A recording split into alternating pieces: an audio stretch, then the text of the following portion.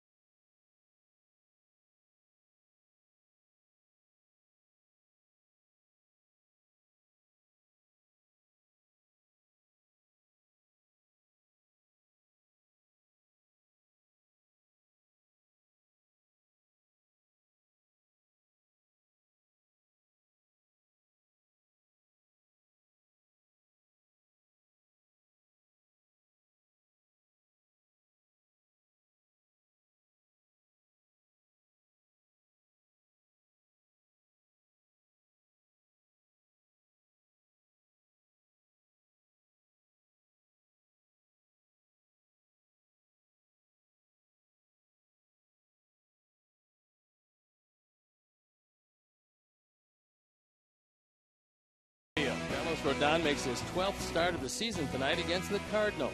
Earlier today, Robin Ventura described the progress that he's seen from the White Sox rookie left-hander. Well, there's definitely been progress. You know, when he first started out, I know we wanted him to really expand on his changeup and be able to use that in more of a situation than just rely on his slider. And I think he's cut down, slider, using that slider as his only way of getting out of anything, and being able to show a changeup that can get guys off the slider, and you can use it when you want. But for him, the command and adding in that changeup has been a big deal. Stay tuned. We'll be back with tonight's lineup and first pitch after these messages.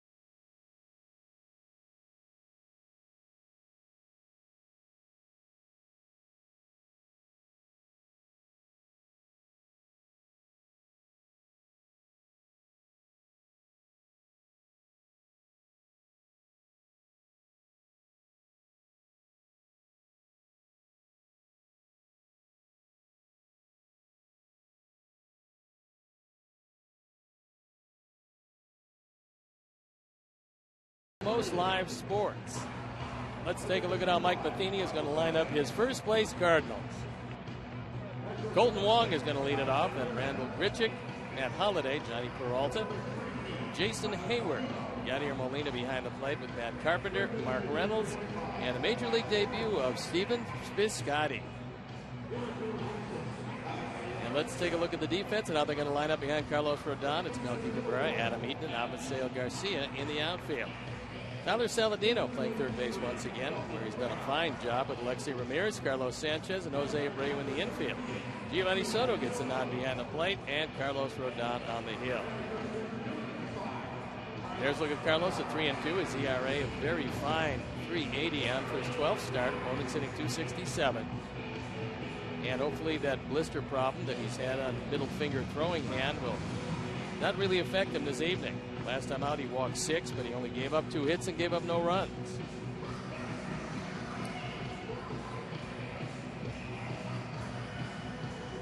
The umpires for the game tonight: Alan Porter, who usually does a good job behind the plate, with Mark Ripperger at first, Ryan Honora at second, and Ben May is at third. It's on an absolutely gorgeous night for baseball. The temperature at 78 degrees. There's a light wind blowing. Couldn't be a better evening as we kick off a 2-game series with the St. Louis Cardinals. And the Sox come in knowing now, with the trade deadline looming, that's the trade deadline without acquiring waivers, that each and every game is of vital importance to them.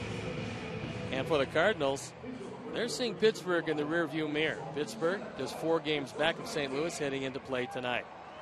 So as you look at Mike Matheny, who's been in the playoffs each and every one of the years he's managed, we're ready to play baseball, and I'm ready to turn it over to my play-by-play partner, Ken Harrelson. Hi, Steve. Thank you. And once again, good evening, everyone, and welcome to White Sox baseball right here with WGN Sports on My 50.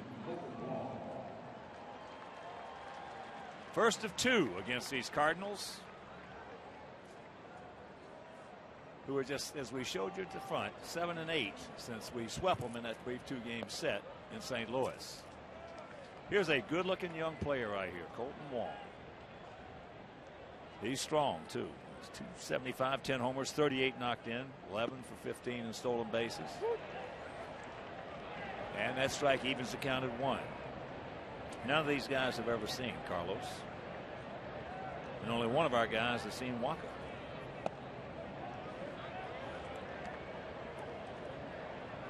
Cardinals come in hitting at 257 as a club, but they have a stunning 2.66 team ERA. That's into left field. That's a can of corn.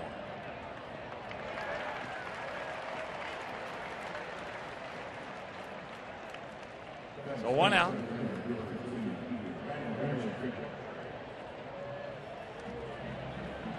Richie had a good series against us. Very impressive series, I should say. Hit a bomb for 1 home run. He's hitting at 281, 9 homers and 32 driven in.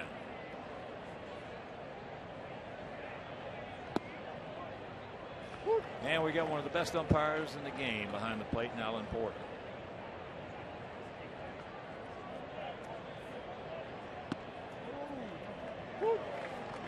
Oh, and 2. Grabs the strike with that slider. Richie came over from the Los Angeles Angels of Anaheim, and he's turned into a very good player. Can play all over the outfield. He gone. 2 down.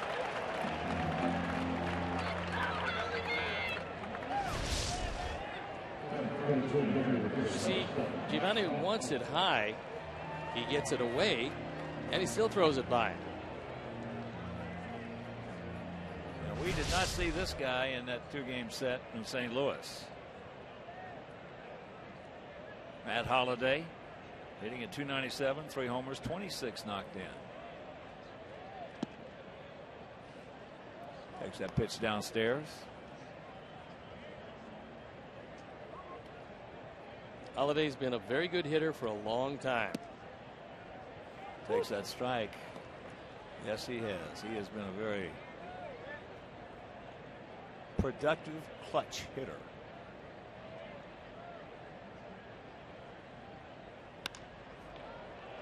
That's high right field. Obviously a long way to go. He was planning well over into right center, but he's there. That didn't take long. 1, 2, 3, and after half inning of play, it's the Cardinals nothing, and the good guys coming back.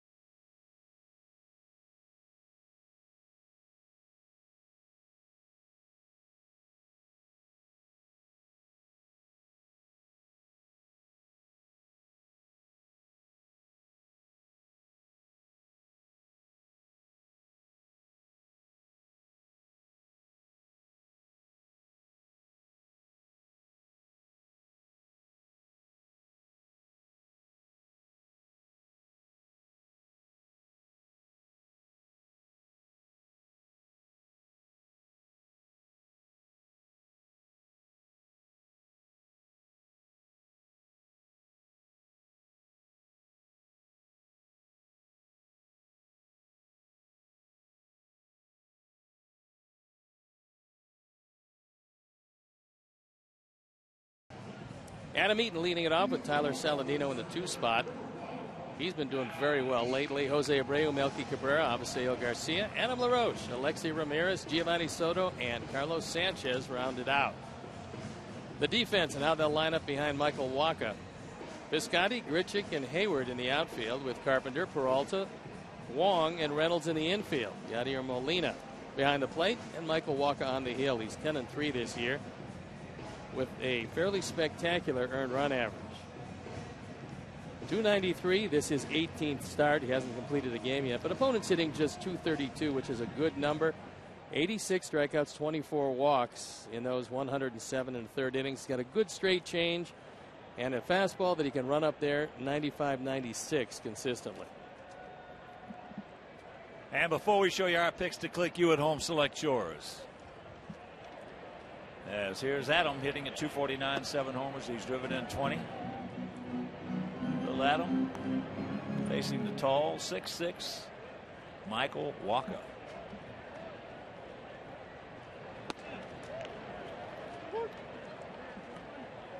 One and one to count. Wacha,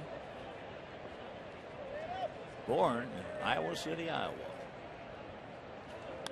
Just turned 24. That's into left field. Now, this is what can happen if you lose a top-level free agent. And in the case of the Cardinals, the top-level free agent they lost was Albert Pujols. And so they got a pick in the supplementary round, which is after the first round. And that pick, well, you're looking at him, Michael Wacha. Cardinals are fairly happy with that, although Albert is having a resurgent year with 29 home runs. They're pretty happy with Michael Wacha.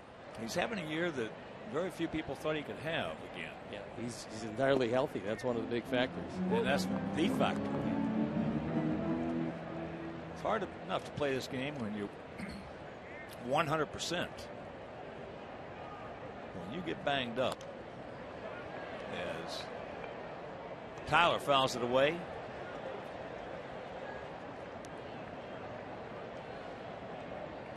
Tyler hitting a 308, a homer. He's driven in 2 since being called up, but where he has really impressed everybody is defensively.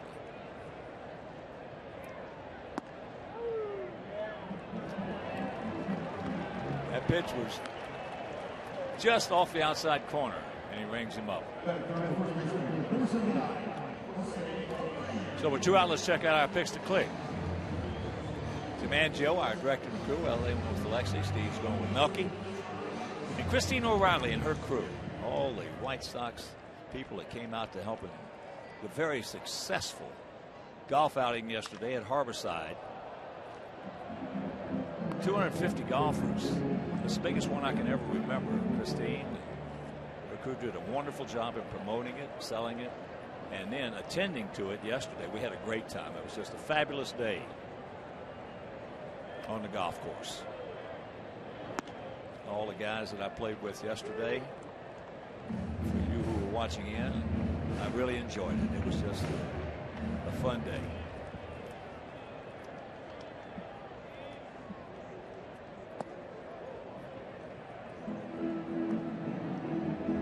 Two and one to count to Abreu.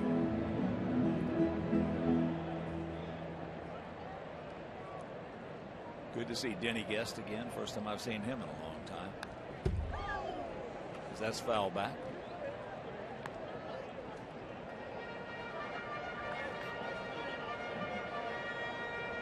Here at the ballpark, 330 down the left field line, 335 down the right field line, 375 in the gap center, 400 straightaway center.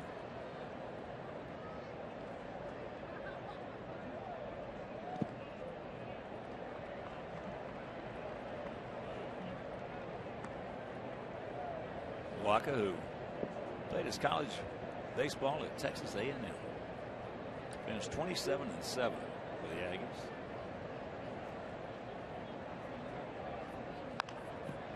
Breaking ball, 3-hopper for Alta. So both pitchers with a 1-2-3 first.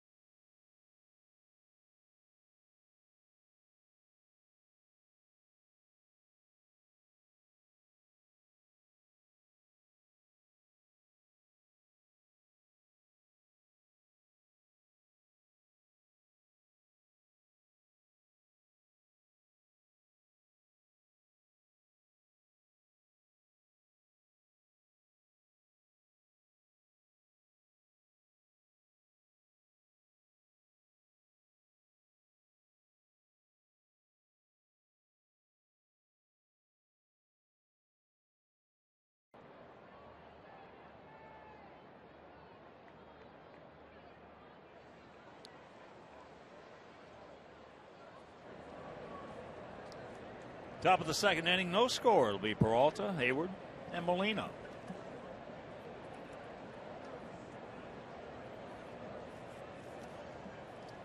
Peralta hitting at 300, 14 homers and 48 knocked in, having another fine season for the Cardinals. He's gotten some big hits for them this year, and they're very happy with the shortstop he's been playing. He's hanging in the air. Nope. Gets down. Whoa. That's going to be 3.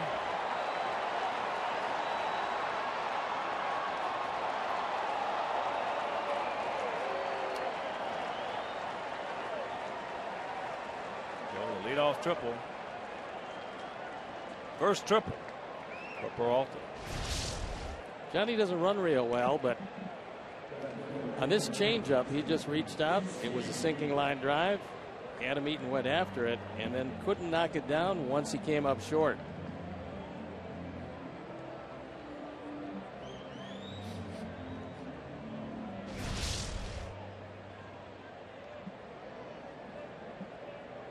So here's Hayward. Hitting at 287, 9 homers, 33 driven in. Hayward's been very good this year, even against the lefties, where he stands in, doesn't give much ground.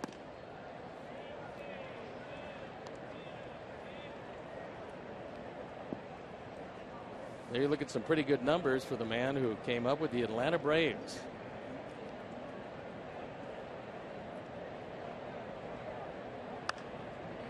A little tardy on that one. That triple, the first extra base hit that Carlos has given up in his last 11 innings of work.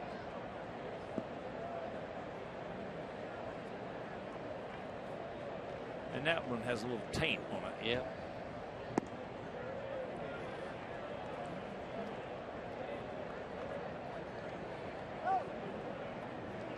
And although Hayward has done very well against left-handers, Carlos has done also very well against lefties.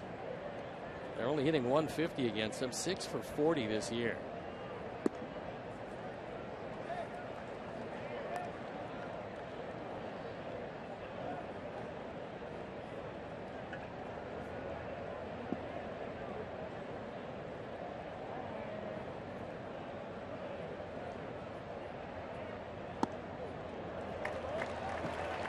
Runners at the corners and nobody out.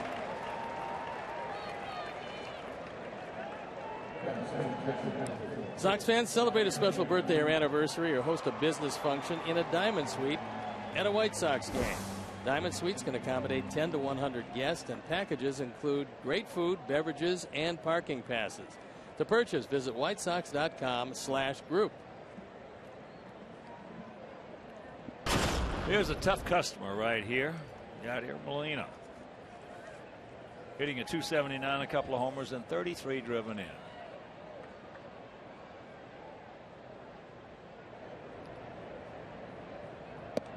Takes it at 94, low and away. Molina's grounded into 12 double plays this year, as you would expect for a catcher. He does have a habit of getting some big hits for this team, many of them being to right and right center field.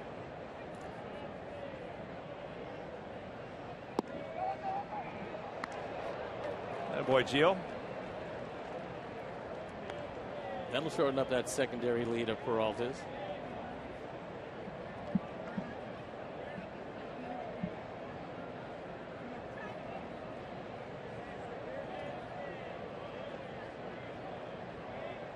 Hayward 13 for 15 in stolen bases. Cardinals 45 up, 22 down in that category.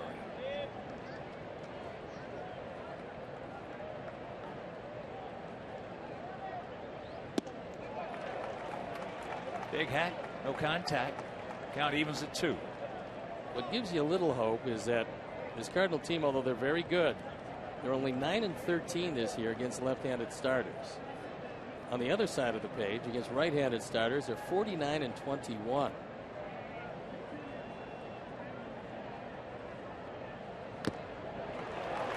Be gone.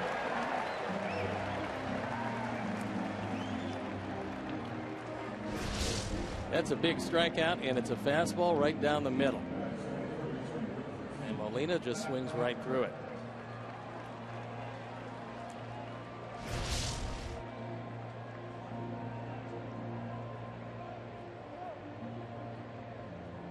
another left-handed hitter. And Matt Carpenter. Got off to a big start. Hitting at .257, 9 homers, 44 knocked in.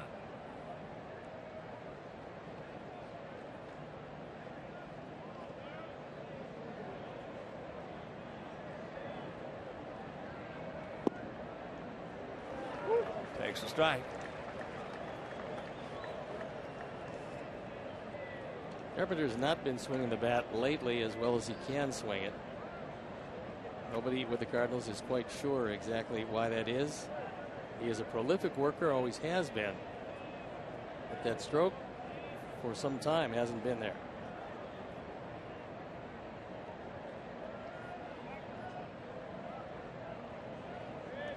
Usually when something like that happens, it's because you outdone yourself. Every hitter does it. Well, he's pretty introspective. This is one of the most introspective hitters on that team. There you go.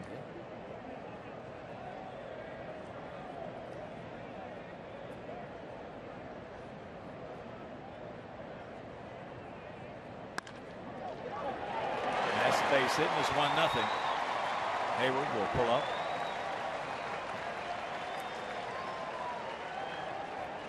RBI number 45 for Carpenter.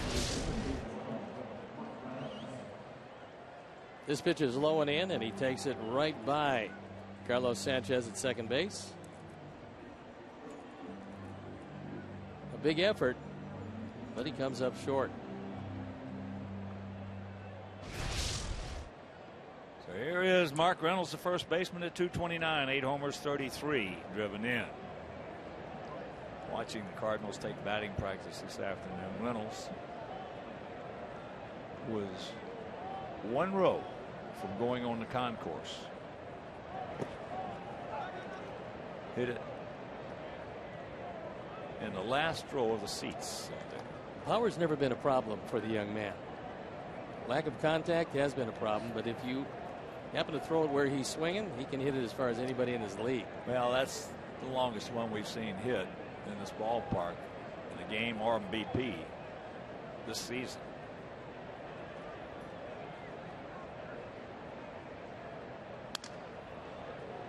I think he broke his bat that time. Another $100 bill just bit the dust. Carlos went inside with that slider. According to Vinny Fresso, anywhere from 100 to 106, 108. As we mentioned last week, a couple of the other manufacturers went out of business. They were charging up to 130, 140. One of them, I think, is right at close to $160 a bat. Well, the way they're breaking, I can understand where they would like to get a little cheaper piece of wood if they could.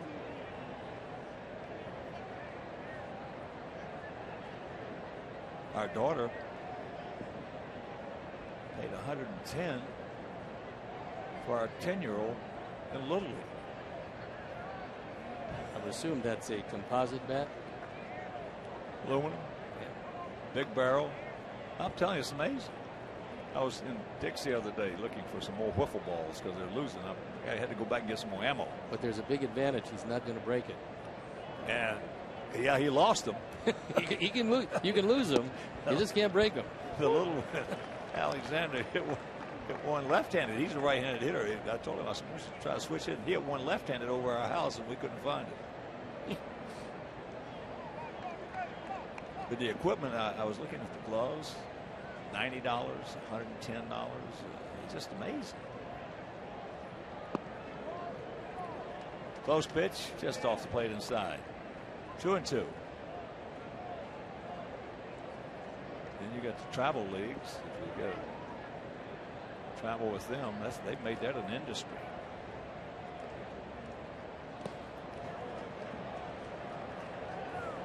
Close. No call. That was his wipeout slider and the appeal to Mark Ripperger, and he said nope, he did not go around.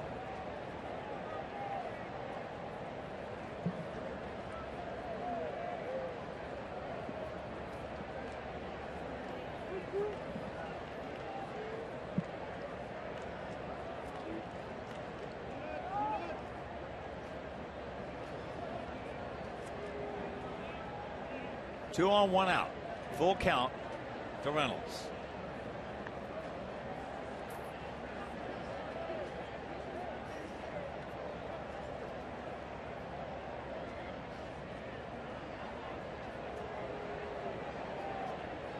Mark Reynolds, no stranger to the strikeout. He's got 86 of them this year. That's in only 249 at bats.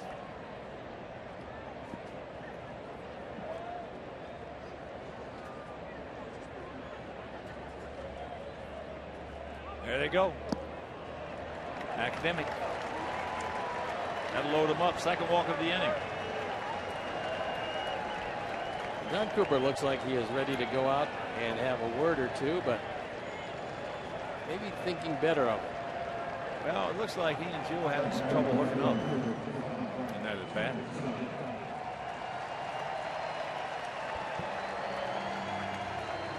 Looks like Carlos Sanchez saying, get the hitter.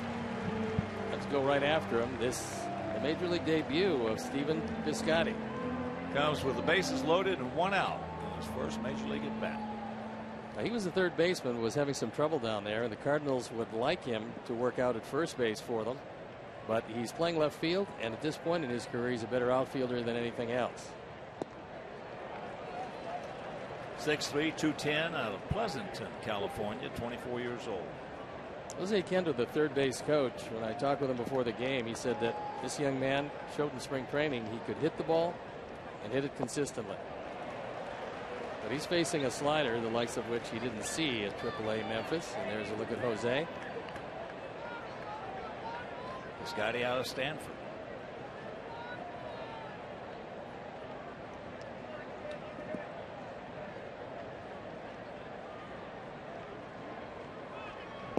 He gone. No. Yeah, the ball gets away. And nobody covering first, so everybody's safe, and it's 2-0. Now the hitter's out. He cannot go to first base. Was right. Occupied. Yeah, everybody else can go, but Piscotty is out. And the run does indeed score. At least it would appear that that would be the case.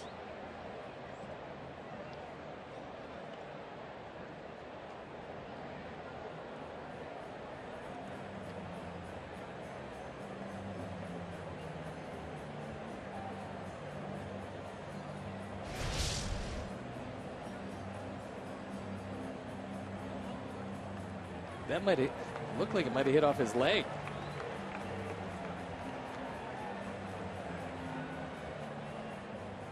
So, but even if Piscotty it did, is out. Yeah, he swung at it. So even if it did catch part of the leg, it really doesn't matter.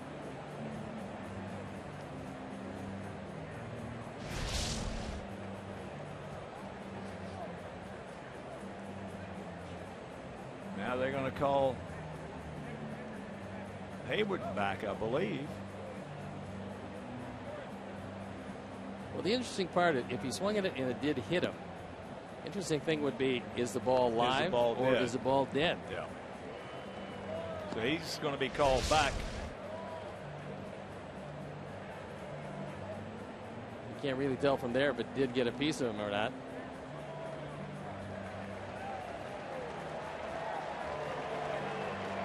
So 2 out now. Runners will return.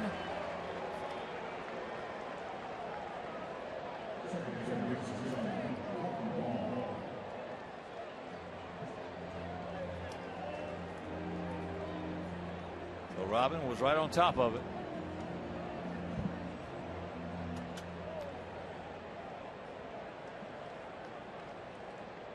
And here's Colton Wong. Went out to left field.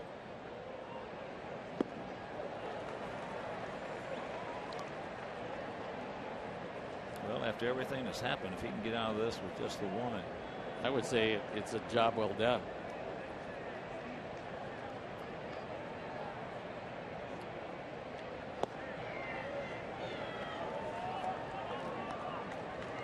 Count evens at one. Big pitch coming up. Golden Wong likes to swing the bat. He's walked only 24 times and 335 at bats. Got one of the best looking leg kicks. Just 24 years old. Boy, he can create some hang time. If you're going to do that, of course, you're hitting off the fastball.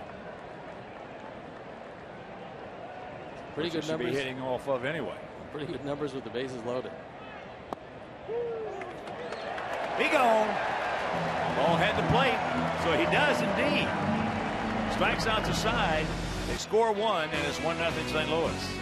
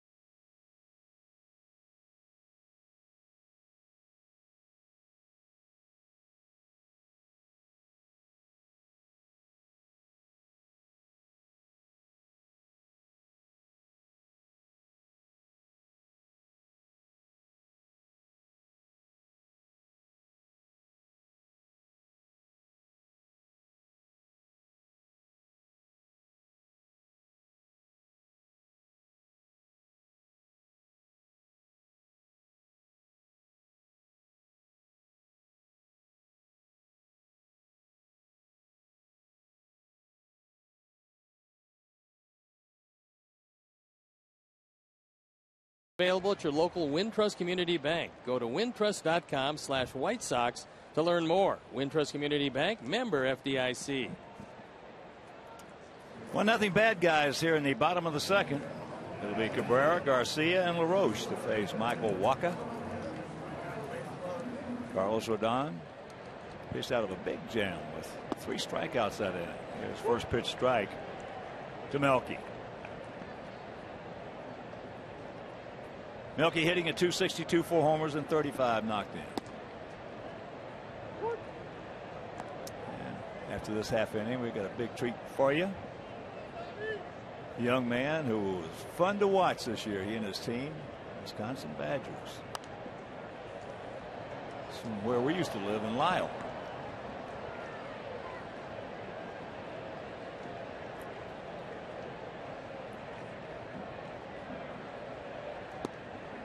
That's outside. Melky's been swinging it pretty good from both sides, but especially from the left side. He just has to have a few of those line drives start to fall. 2-2.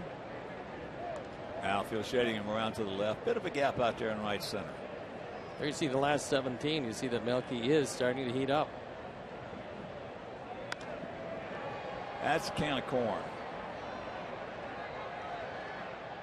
Should be for the former infielder. 1 out.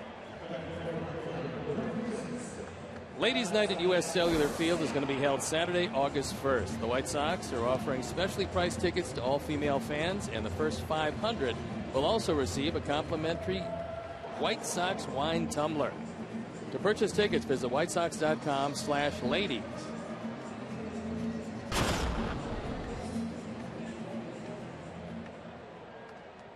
They could get a wine tumbler were they to come on August 1st and enjoy the ballpark.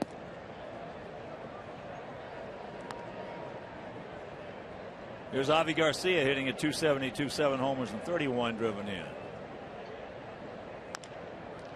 Chopper, 3 hopper. Nice pick by Peralta. And they don't get it. Good speed. Avi always busting it down that line. As sure-handed as Peralta is, he doesn't have a great arm. He can't get all that much on the throw, but Avi gets down there in a hurry. And now Matheny wants to find out. He's asking if this indeed is an out or is he safe. It'll take a little time until he wants to make a decision. Check it out. He's going to challenge it. Well, another thing about Johnny too is he can't throw from where he catches it. He's got to come up and over, and that gives you another step and a half.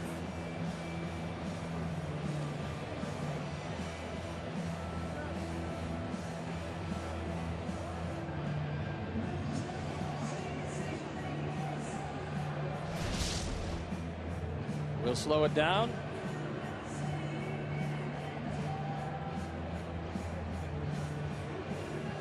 Well, by that angle, it looked like he's out. Yeah. Now the question is, again, definitive. It has to go to definitive proof.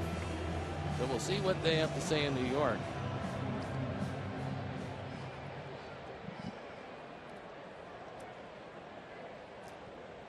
And remember, they have 2 cameras that we don't have. And we don't have access to the angles of those 2 cameras in every park by Major League Baseball they have.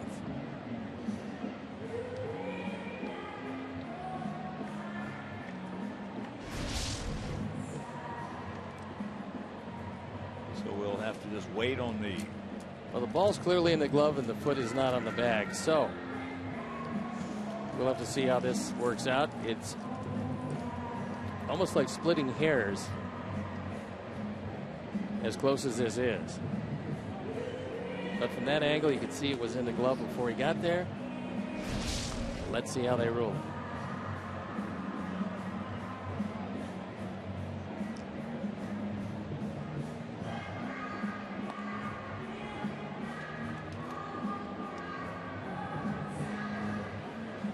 He's out.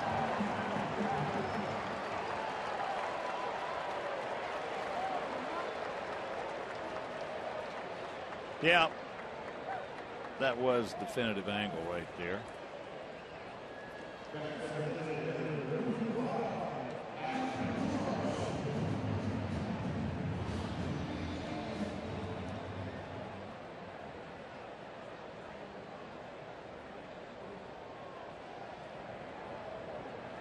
So here's LaRoche. That went at 97 as Walker just reached back, threw him his best fastball, and threw it by him. But if he keeps it down, he's got some trouble. That's more likely where he wanted it. That fastball, another 97, but that was up a little higher. Adam, we mentioned the only guy who's faced Walker. He's 1 for 5.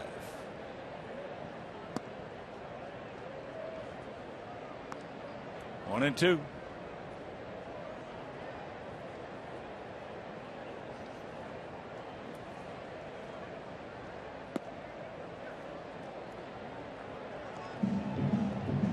Walker, 19 and 10 in his young major league career. First time he's ever faced our guys.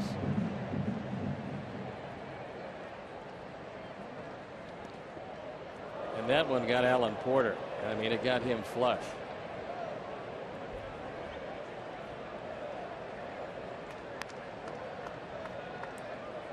Hermie at the top step.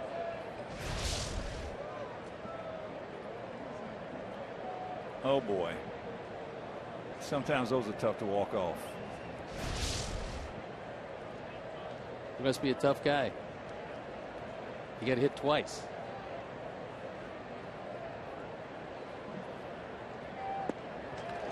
He gone.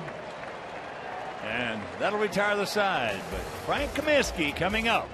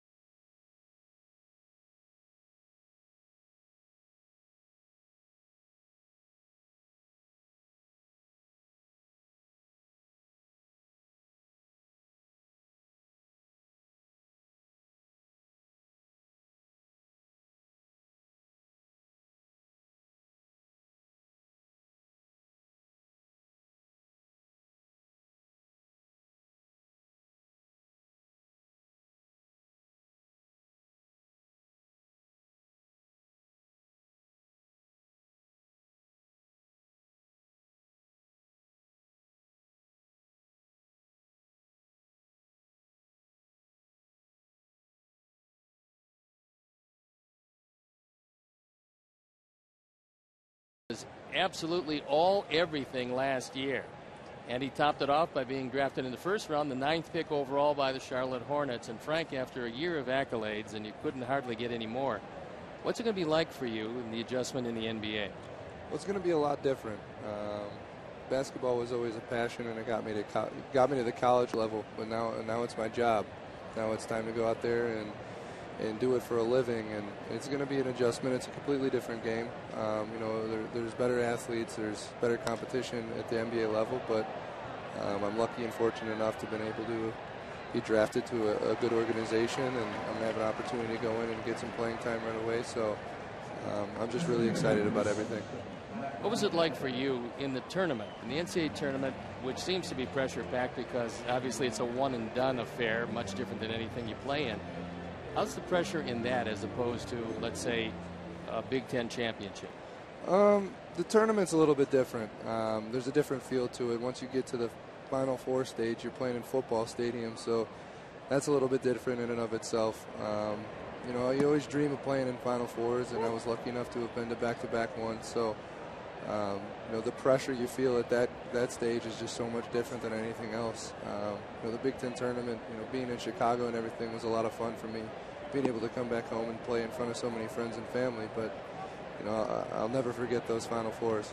You're also playing for a guy that has a few Chicago ties, and Michael Jordan. Have you spoken with him, talked with him about what he expects of you?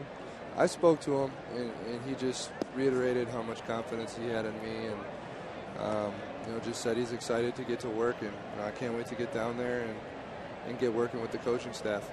When does everything kick off for you?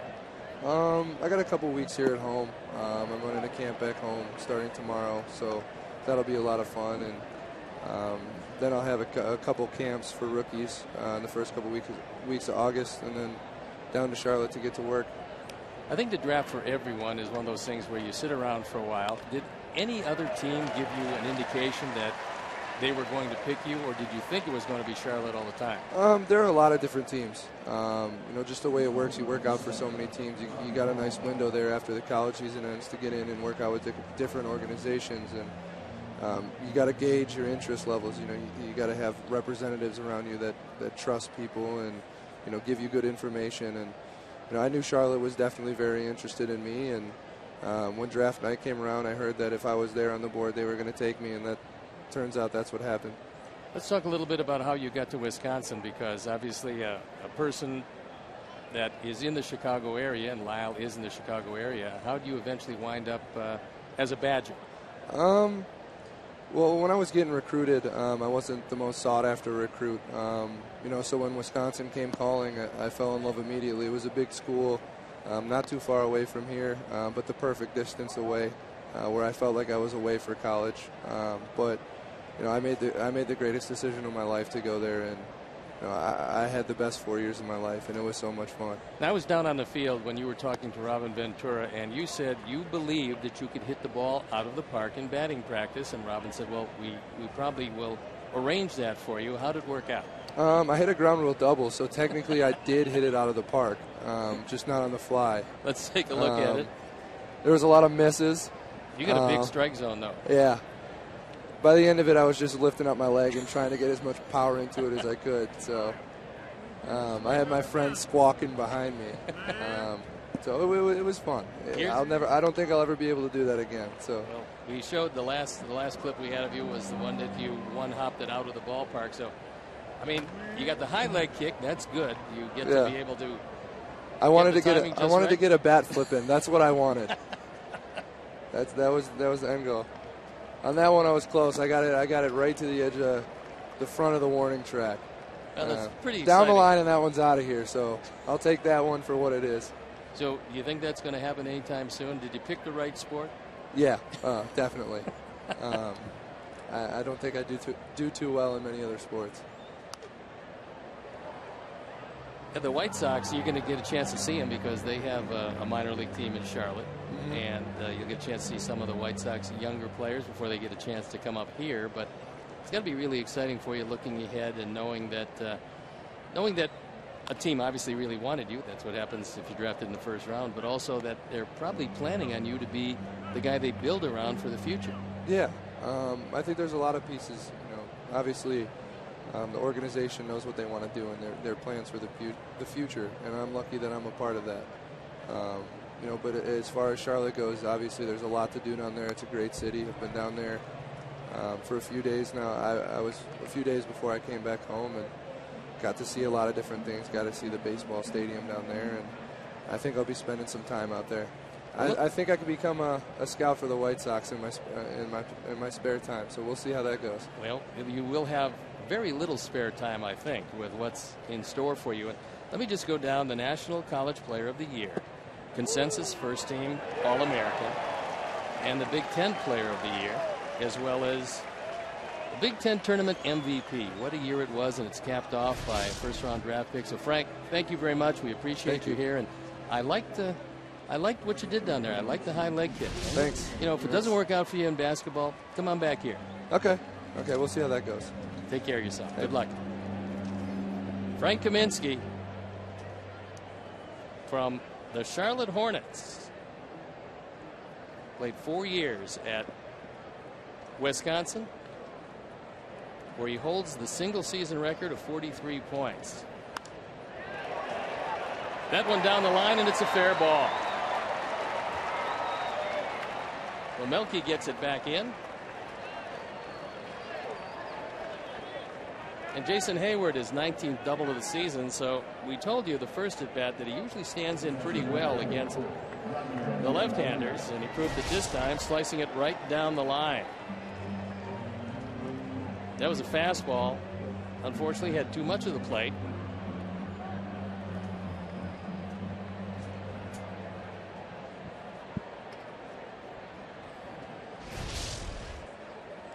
So that the fourth hit against Carlos Rodon.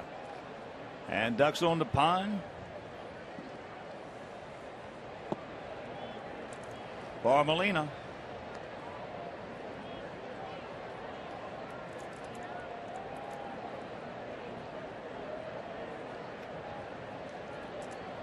Outfield to the right. 1-1 to count.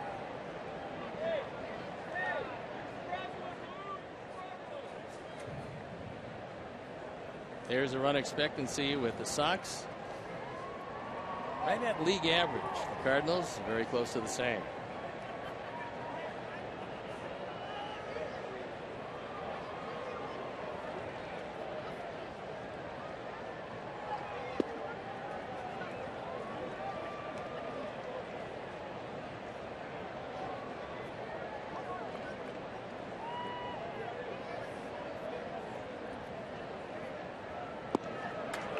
Slider. 2-2. So far, one of the many definitive at-bats we've had already. Just 2 2/3 innings. How do you get out of the way of that one? I don't know, and I'm not sure how Gio was able to catch it, but yeah, they both made job good plays. on both parts. There's another slider. That's the one that he wants to put him away with. And Gio on one hop made sure it didn't get by. And Molina made sure he didn't get hit.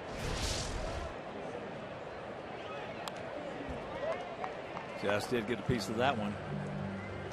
If you're going to throw that fastball, it's got to be at least letter high. After those sliders down, down, down.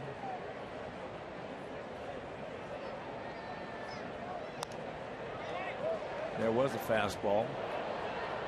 And it was up in the zone. He just did get a piece of it.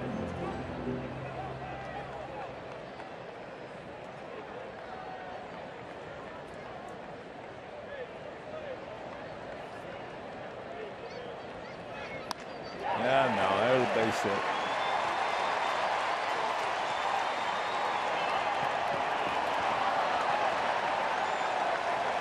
That's what he does. He does it well. He is a good clutch hitter.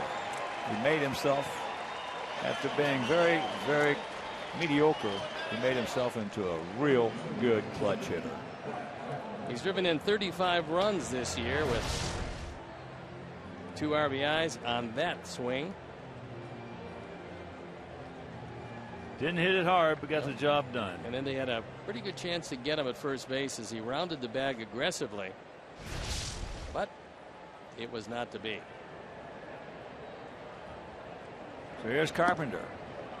He had an RBI single. 3-5-0 for them. No runs, no hits, no errors for us.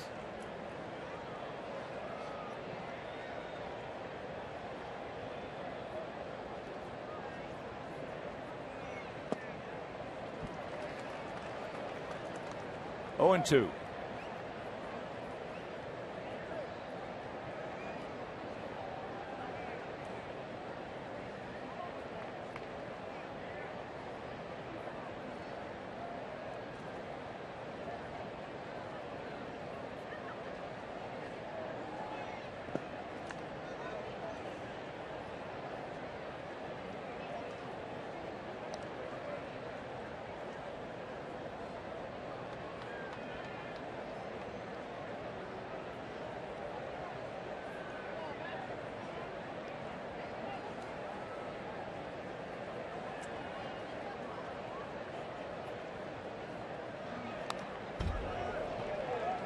Just did get a piece of it.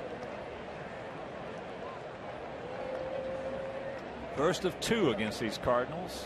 And after the game tomorrow night, we'll board our charter, head on over to Cleveland for 4, and then up to Boston for 4. The Bostons are one of those teams that are probably going to be unloading whatever they can before the trading deadline. They're having a tough year. Well, shame on them for not being the only one having a tough year. Yeah, a lot of people picked the Bo Sox to win it. A lot of people picked our guys to be right there too, including me.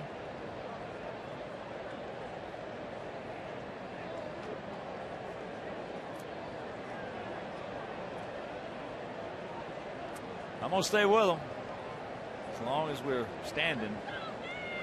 Somebody knocks us out, we gone. But until that time, it's too good a club.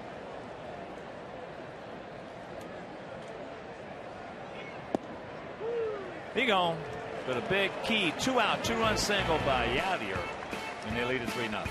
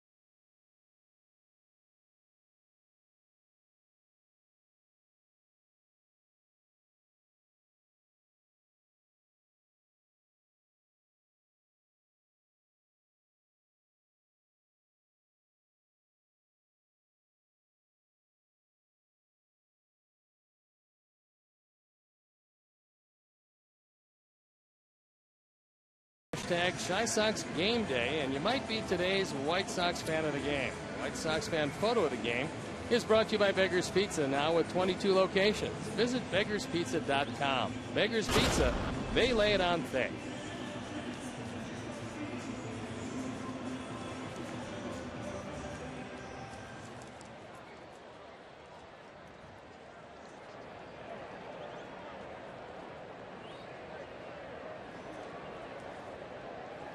It'll be Ramirez, Soto, and Sanchez, as he has retired the first 6 he has seen. What knew? He has been pitching well. He's got such a good straight change, and when you can throw 96, 97 and get that straight change over the plate, not too many people are going to hit it. And a lot of pressure fell to him when Adam Wainwright, the #1 starter on this team, went down, and they lost him for the year.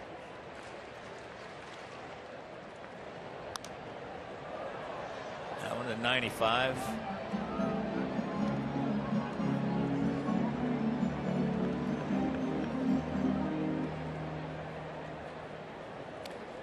Well, what a year they had. The Badgers. What a year. College Player of the Year. Frank Kaminsky. He was everything. He won every honor you could win. I asked him, I said to him before we went on. Yeah, I didn't have a chance to hear your interview. Well, what I said was there any award you didn't win this year? And he said, no, not really. So I guess it was a pretty good year.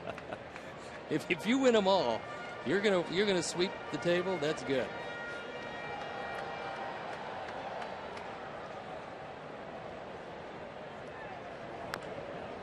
Breaking ball, that's foul.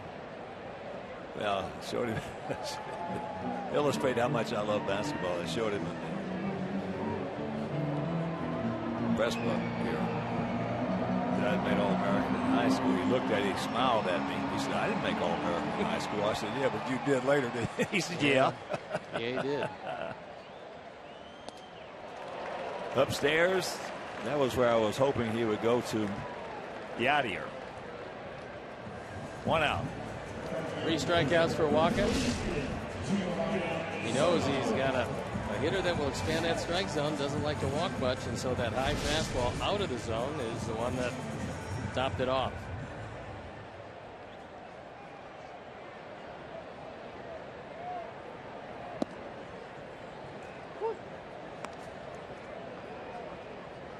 Gio. 239, 5 homers, 14 knocked in. Yeah, they were. I loved to watch. They were my favorite team to watch. They were the most fun team to watch. They would get right after you.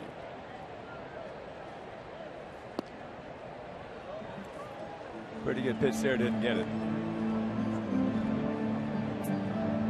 One of the characteristics of the Badger program is good, solid defense. That never changes. I love their coach. I mean, he's right with those guys. If they're going to fight, he's going to fight. If he's going to fight, they're going to fight. The 2-2. It's high in the center field.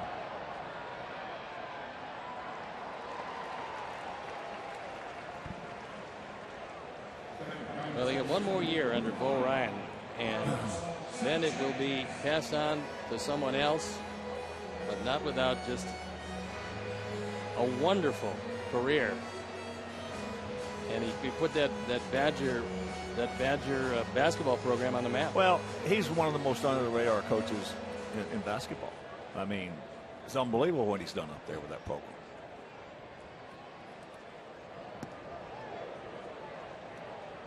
Carlos gets out of the way. He's hitting at 192, no homers. He's driven 11.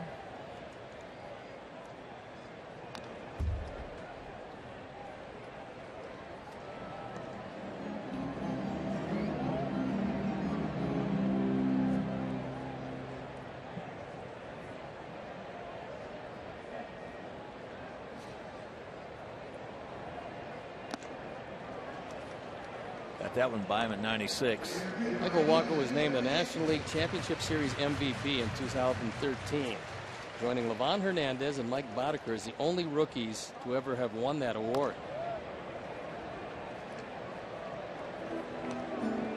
Pretty impressive that a young man can be absolutely impervious to pressure, but that's what Walker has been since he put on that Cardinal uniform. Well, just watching him from afar, it looks like every time he goes out there, he's going to beat you. Meanwhile, they lead at 3-0.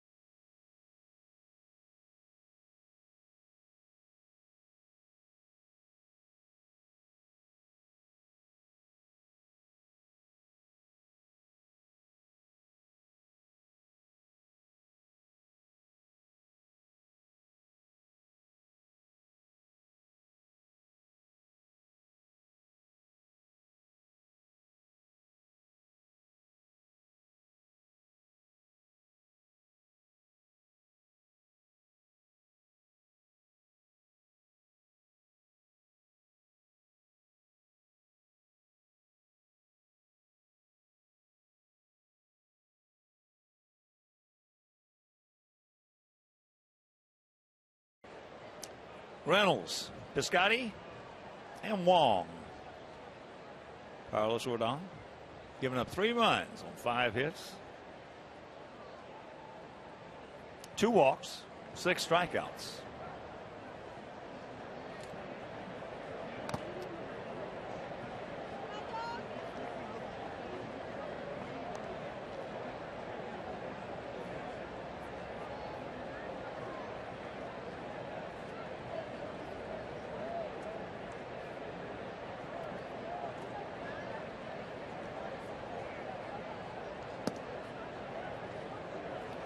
Tried a backdoor breaking ball, but that one just missed off the corner.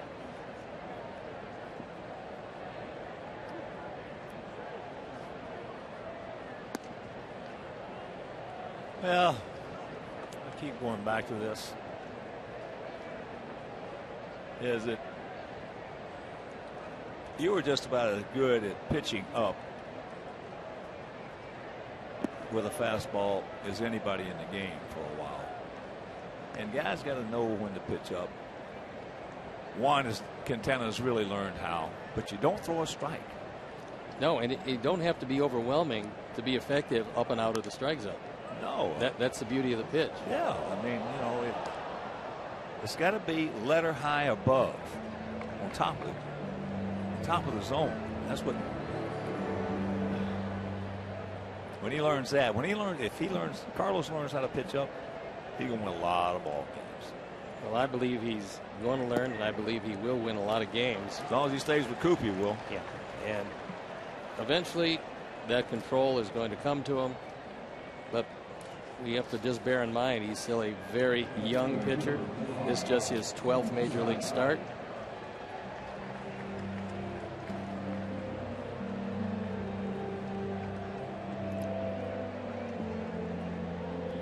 So here's Stephen Piscotty, the left fielder.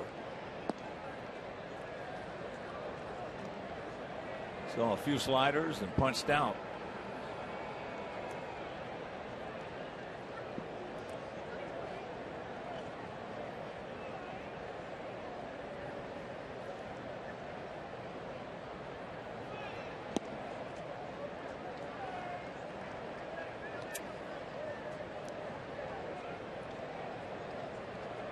It's coming back a little bit, but not where it should be, and I blame that on the DH. Pitchers just have not swung it bad enough to know. The ball hit hard, took a bad hop, came up on Saladino. I would That'll like be to his think first major league hit. that would be a base hit. That was a one-hop rocket with a lot of overspin, and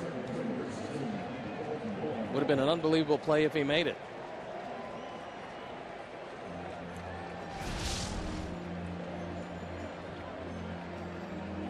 His fastball is inside, and even though Saladino is back, just eats him up.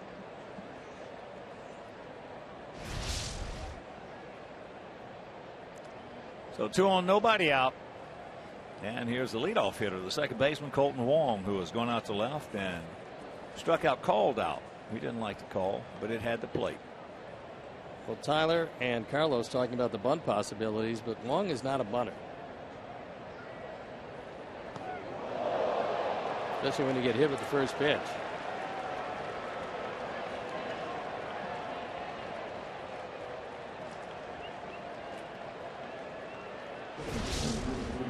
This is going to bring Don Cooper out.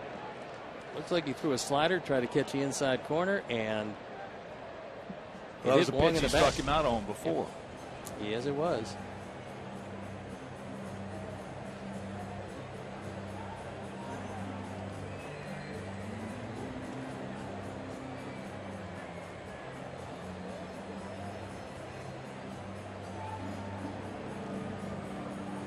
Big trouble here in the top of the 4th. Trailing 3-0, bases loaded, nobody out. Leadoff walk, that'll always get you some problems. Bad hop single.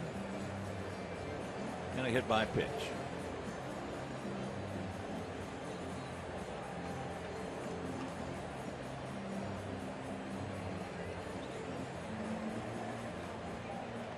That's a lot of Cardinals.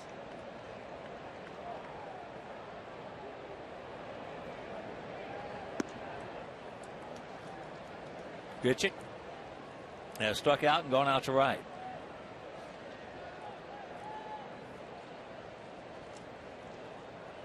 Right-handed version of Jason Kipnis.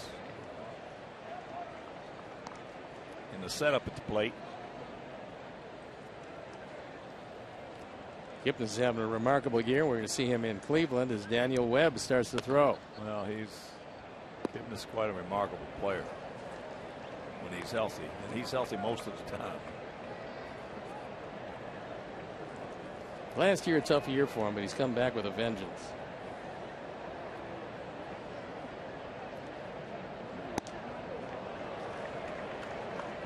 Not a good swing.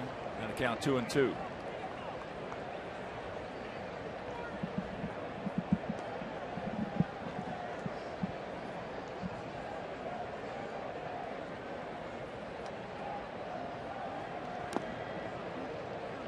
Just got a piece of it.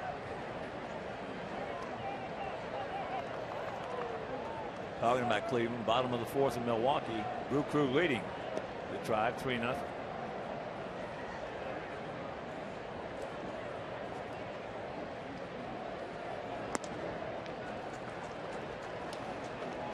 So now Grichuk in the catbird seat. Bases loaded, nobody out, in a 3-2 count.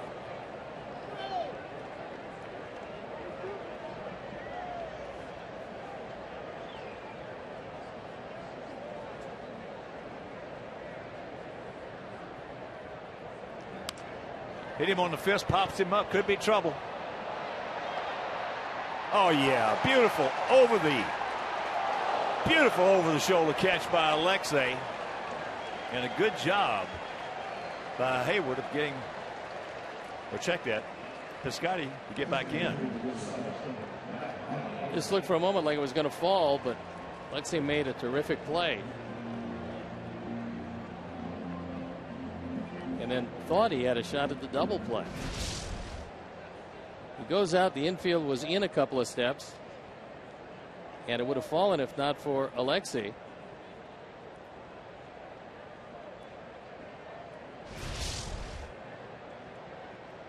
So here's Holiday. It's popped up to right and singled up the middle and scored. It's way back and it's 7-0.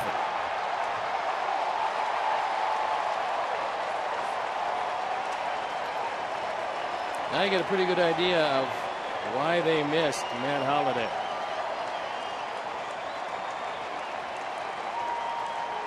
That's 30 runs driven in on his fourth home run.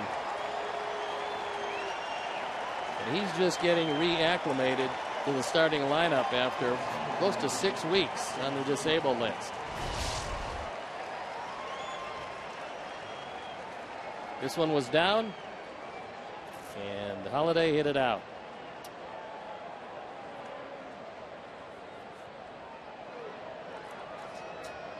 Here's Peralta. 1 for 2, his first triple of the year. He played the line drive into center field. Adam tried to make a diving catch, got underneath his glove.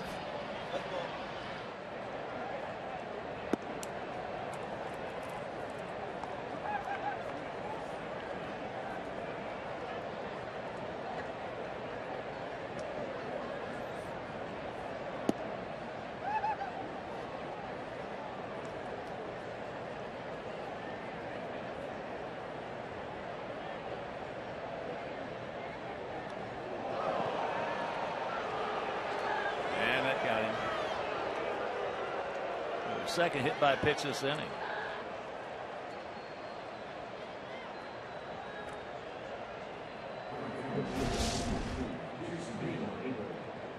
Looks like he tried to throw another slider, and that one had to hurt. That was just below the kneecap on the outside.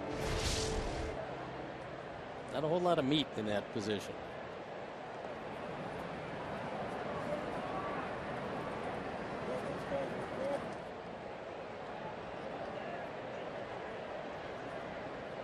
So here's Hayward. He has walked and he has doubled.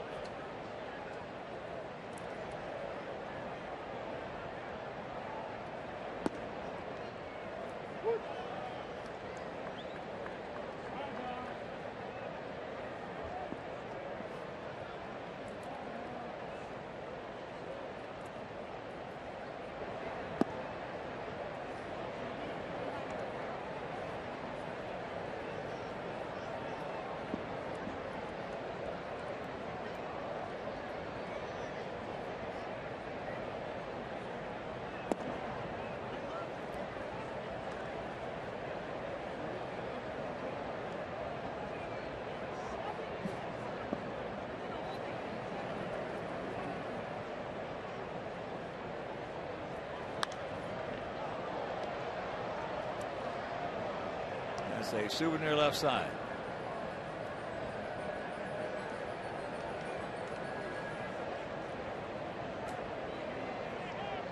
Finale of this brief 2-game set tomorrow night. Johnny Danks, who picked up the only victory against Kansas City.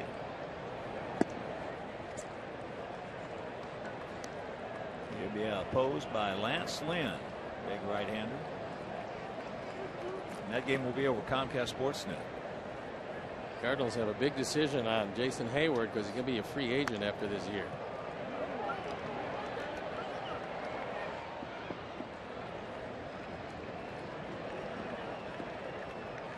Two out. Hey, Sox fans, on Saturday, August 1st, come and see the White Sox take on the Yankees at 6:10. The first 20,000 fans will receive a Scott Posednik World Series moment bobblehead presented by Wintrust Community Bank. Purchase your tickets today by visiting whitesox.com or calling 866-SOX-GAME.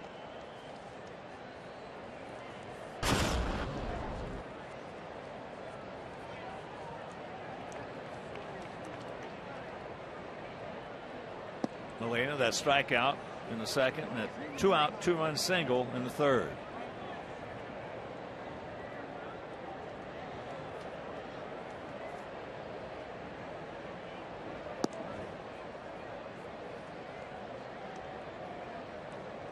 Two and 0 the count.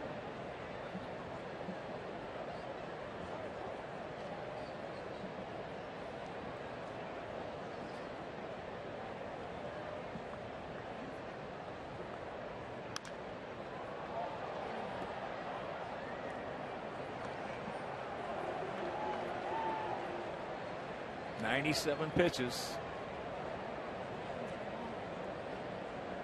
Yeah, this undoubtedly is going to be the last inning that Carlos is going to work. He would just as soon work his way out of it.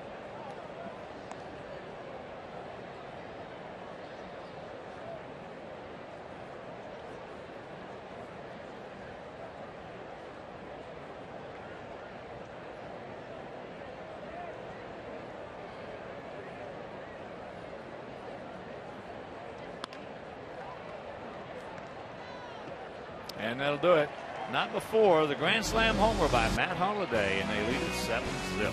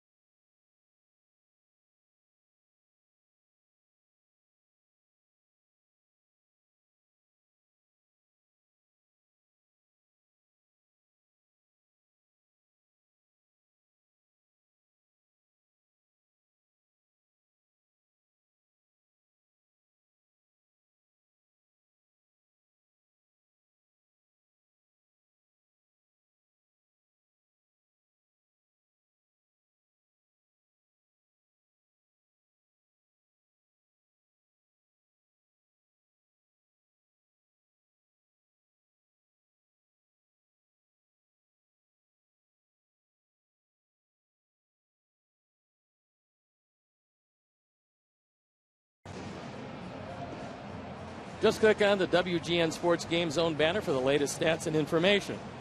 The Sox Game Zone is powered by Robert Morris University, Illinois, offering over 55 athletic teams, more than any other university in the state. For more information on RMU, visit robertmorris.edu. We trail it 7-0 here in the bottom of the fourth. It'll be Eaton, Saladino, and Abreu.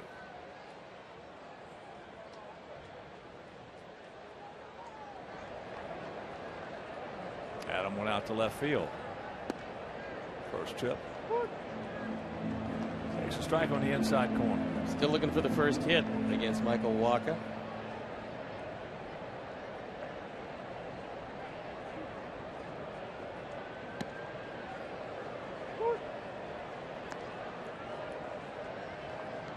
And when you've got 3 pitches that you can spot, and he does with that overhand curveball, the great straight change, and a very good fastball, you are tough to deal with most of the time.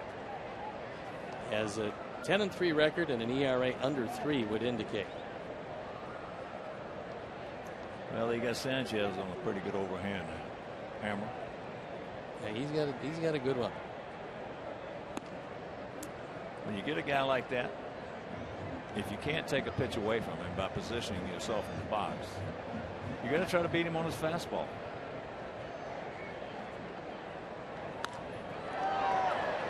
Stay fair. Nope, it won't. Ted Williams, the great Ted Williams, always tried to take at least one pitch away from the pitcher, either with his thought process or his position at the plate.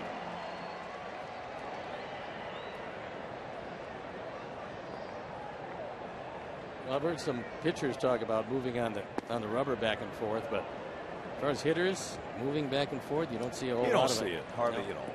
I mean, it's almost non-existent.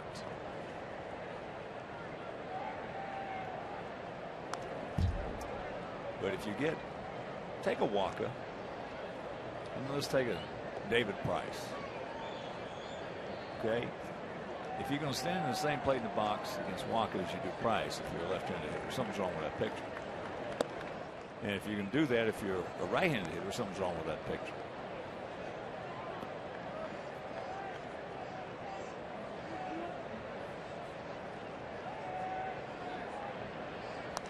Now, if you're going to do that against the Nolan Ryan, it's okay because you know what you're going to get. Some pretty interesting things out of Detroit was that there's a very good chance if the Tigers don't go on really a hot streak that they're going to be dealing or talking about Cespedes and David Price. You guys will be a free agent after this year. Well,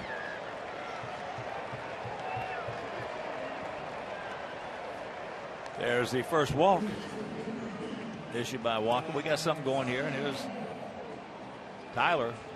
He was called out. Alan Porter, as I said, is top, one of the best umpires in baseball, but he missed the pitch strike call. Third strike on Saladino was off the plate. Even the best going to miss some. Just hope it's not on 2 strikes. Takes that one at 95. Yeah, I heard something about that too. I heard it. We had a meeting and were told that it was going to be up to them. Well, that's usually the case. Yeah, every time. The team is going to tell you when it's time to either buy or sell.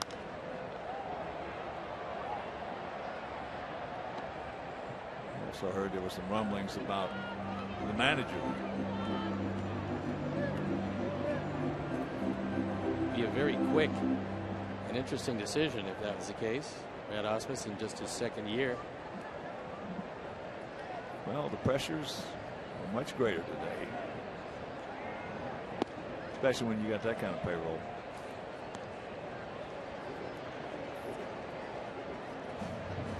And Miggy being out is just a huge loss for them, one that's very difficult to overcome, although tonight they've scored 7. They lead Seattle 7-6. Well, look how much time Victor's missed. And even though Miggy put up the 350 numbers and the RBIs, nice catch by one of the fans, they still were hampered very much with his loss because of his presence. And now the pitching for that ball club has been problematic because they got David Price and that's it. And Verlander has really struggled, and Sanchez has struggled. Yeah, it's been tough for him. But nobody's going to feel bad. They're just going to try to wail away at him. And the bullpen is really iffy. Attaboy. You can cancel the post-game show. That is our first hit by Tyler Saladino. As Christine O'Reilly and her crews picked a click for putting on such a great day of golf yesterday for White Sox charities. That fastball was right down the middle, and he took something off it. Tyler right on it. Drove it through the left side. That was only 91, one of the slowest fastballs he's thrown.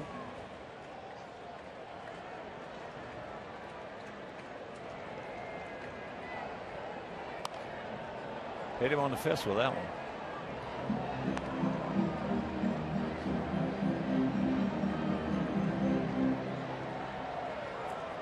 Mike Matheny getting a whole lot of accolades for what he's done since he's taken the reins. This is his 4th year. They've been at the playoffs in each and every year. Well, that's hard to beat. That's hard to beat is right. Mike.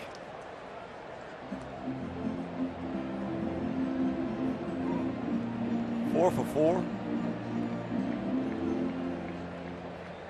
He was a 15th manager in Major League history to reach 275 or more wins in his first 3 seasons. So things have gone pretty well for Mike Matheny and his bunch. Well, there's a pretty good category there that doesn't fall into most categories of your quote mathematicians today. Something that you can't take away are the manager's records. So that'll tell you something. When you got Terry Francona in Cleveland, 10 straight years of better than 500, that'll tell you something.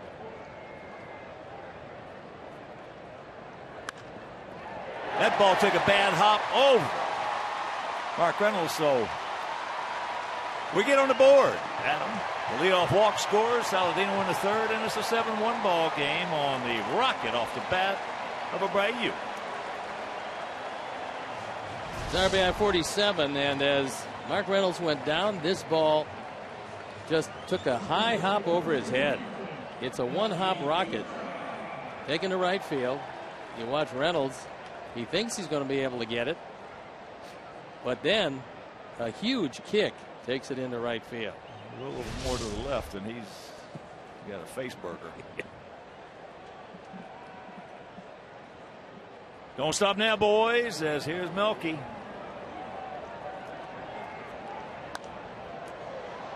That fastball at 97.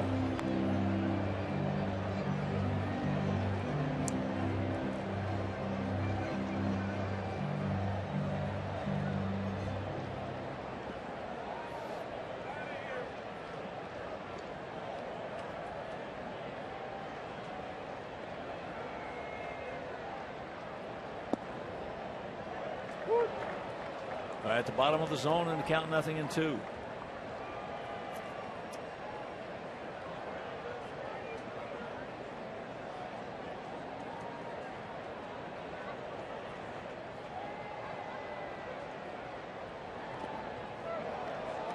Good stop by Molina. He got hit that time. That got a piece of him.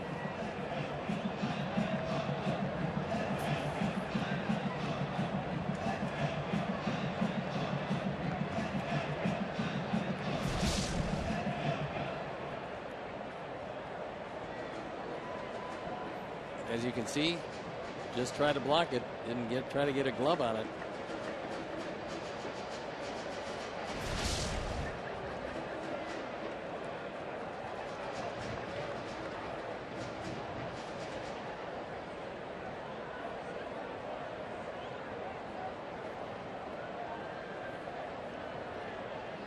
Infield, double play depth. That'll get the job done. Saladino tagging. He's going to score, and it's a 7-2 ball game. Melky's done a real good job in those situations. That's his 7th sacrifice fly that leads the team in that department. So he waited for something he could hit in the air and drove in run number 36. Well, Melky really has the best approach of anybody on our team in that situation because he just doesn't turn the head of the battle. No, and he got the job done. That cuts the lead. your chances of knocking that man when you turn the head of the bat over are diminished greatly, rather than not turning the head of the bat over. So here's Avi.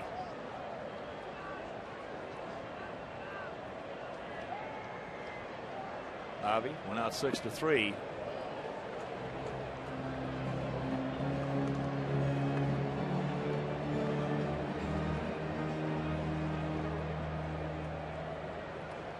Seven, 7-0 for them. 2-2-0 for us.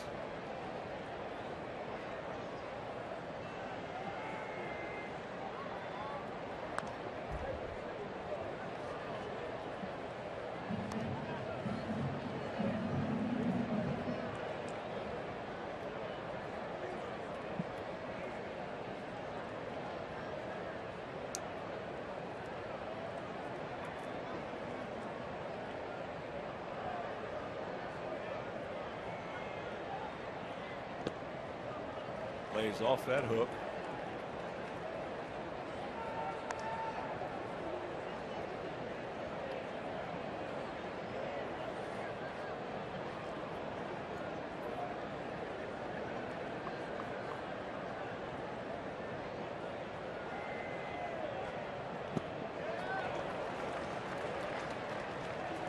Two down. There's another one of his changeups. He's got one of the faster changeups around. That was 89 miles an hour. It's only 8 miles an hour disparity between his best fastball and his change. Outside of some highlights, short highlights, this is the first time I've seen Walker. It's easy to see. This guy, he's got some good stuff. Yes, you get a pretty good idea of what he's doing. He is tough to hit against. That's why you can't figure, you can't, before the game starts, when you're sitting in front of your locker and you're watching video of him, you just can't say, well, I'm going to do this, I'm going to do that. You just have to try to figure out a way how you can be dangerous against him. It's that old saying, don't look for something you can't handle.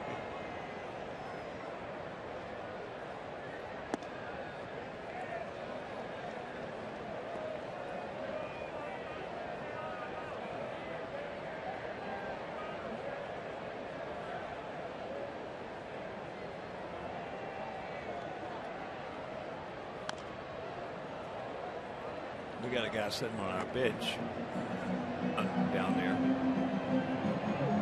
If he were hitting against Waka and he threw him that good hook, you could put it on the board most of the time. Because he's going to rattle it off that fence or hit it over the fence, and his name is number 3, Harold Baines.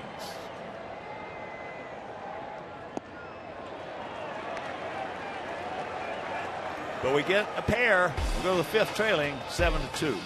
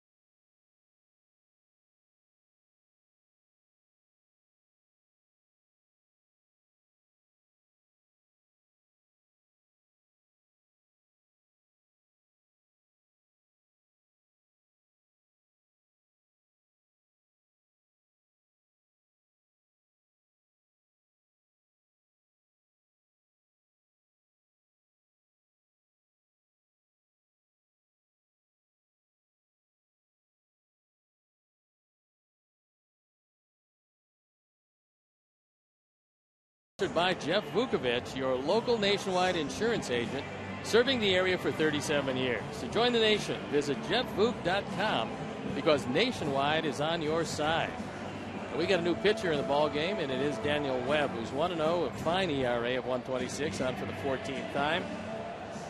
There you look at the numbers, and his job is simply to hold the Cardinals down until this offense can chip away at Michael Wacha. Matt Carpenter. High in the left field. Back on the edge. Right now on the track. One pitch, one out. The White Sox are bringing the Grand Ole Opry's 90th anniversary celebration to U.S. Cellular Field for Country Music Night and fireworks. It's presented by Pepsi on Friday, July 31st. Fans are invited to stay for a post-game fireworks show. Purchase tickets today by visiting whitesox.com/country or calling 866-SOX-GAME.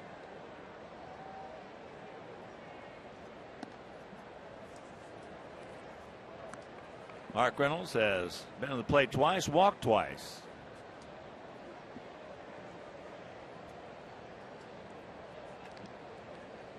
Yeah, but getting back to Harrell. Uh-oh. It's 8-2. We told you about fastballs and how Mark Reynolds really likes them. And that was absolutely in the spot he likes them. He hits number 9, his 34th driven in.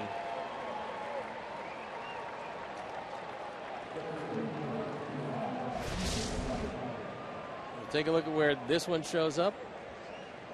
95 down the middle, and Reynolds, who's been doing this his whole career, takes it out. Yeah, he's been a good mistake hitter. You make a mistake on him, he gets you.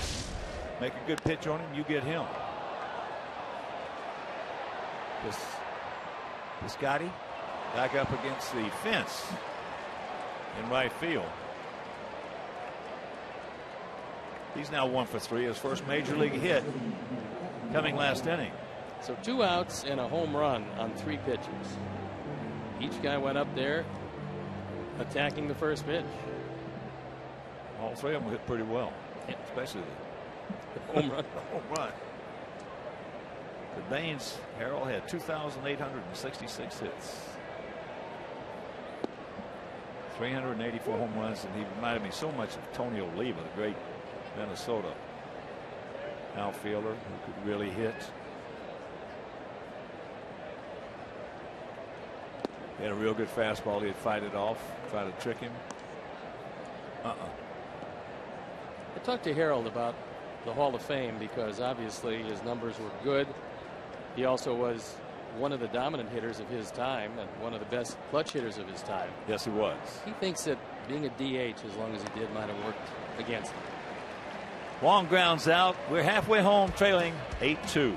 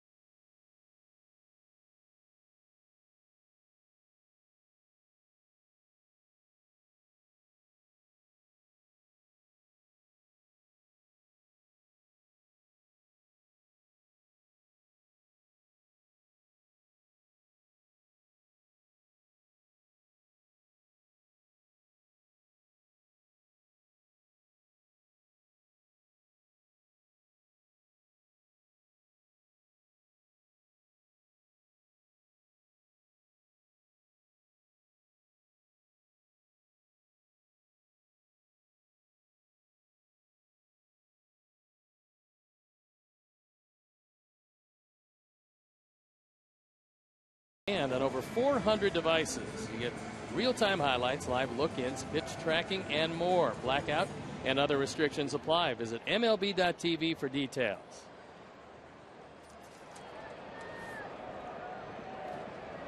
8-2 Cardinals. Bottom of the 5th inning.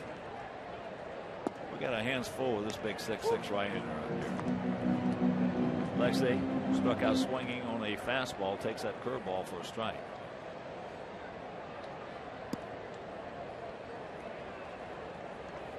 Walker gets on top of just about everything. So he's very much pitching consistently downhill, and that changeup, when he misses, is usually down.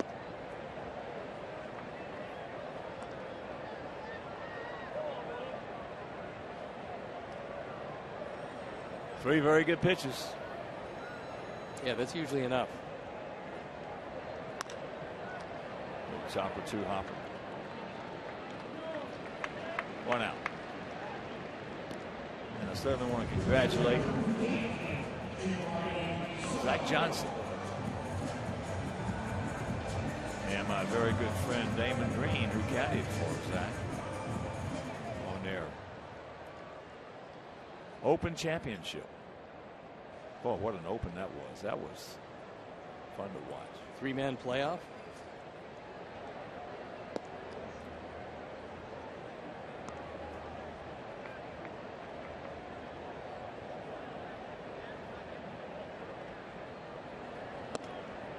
Damon Green is caddy. I've known Damon for 35, 40 years. Heck of a player in his own right. He's played some senior opens. I think it was 2 years ago going into Sunday. He had a chance to win it. That ball hit hard by Gio. Stretch. You can put it on the board. Yes. Gio with his 6th. And it's an 8-3 ball game.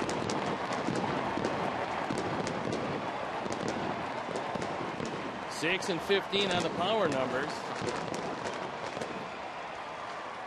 That's just the 8th home run that Walker has given up in 111 innings. Our Mazda replay, it's an opposite field blast and cuts the lead to 5. Well, you got to try to beat him on his fastballs we were talking about. Pretty amazing, only giving up 8 home runs. It is, yep. To this point. But he's actually pitching in a pretty good park. He's pitching in a real good park for pitchers. Yeah, but still you got to go on the road. Yes. That was a good approach right there by Gio. Got a fastball up out over the plate. Hurt it. Here's Carlos. He struck out on a real good Walker curveball. That one upstairs. 2 out.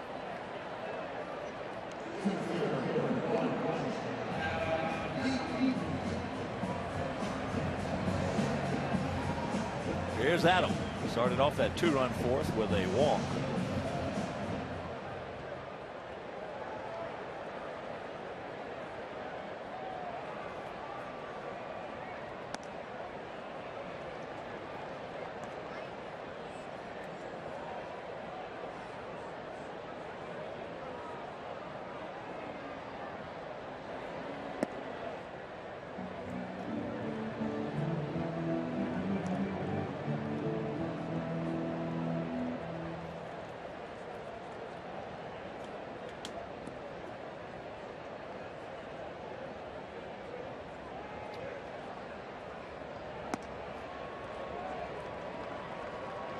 Three and 0 the count.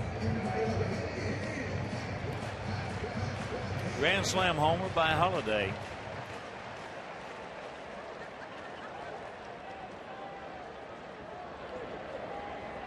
In the 4th. And there he walks him again.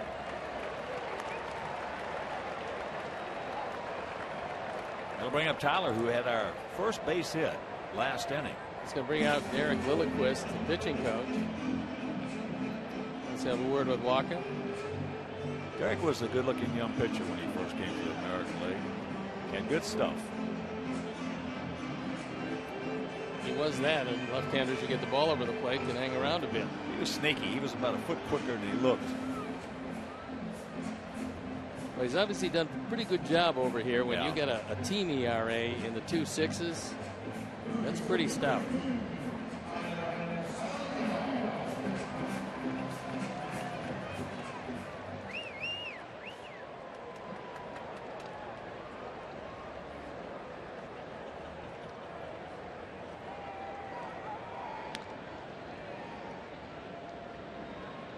One in, two out, one on.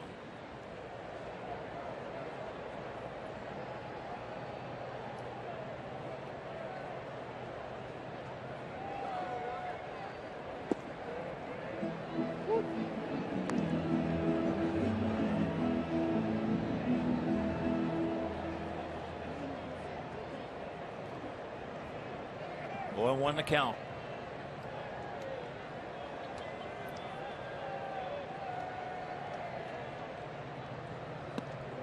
Curveball up.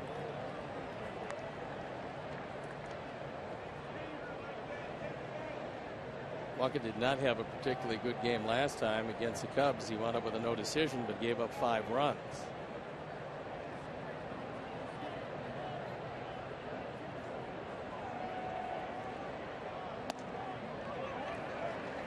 Curveball's starting to hang. That could bode well for this lineup.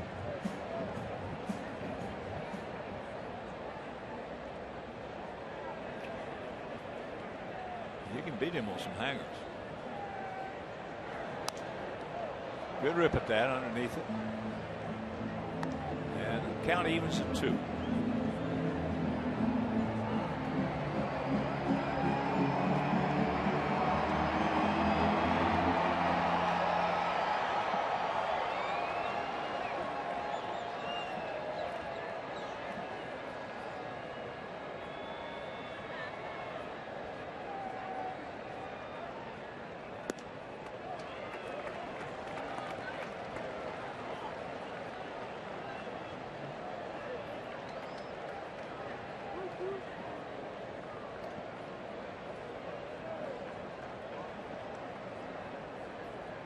Outfield, spread out and they're deep. And this foul back into the seats.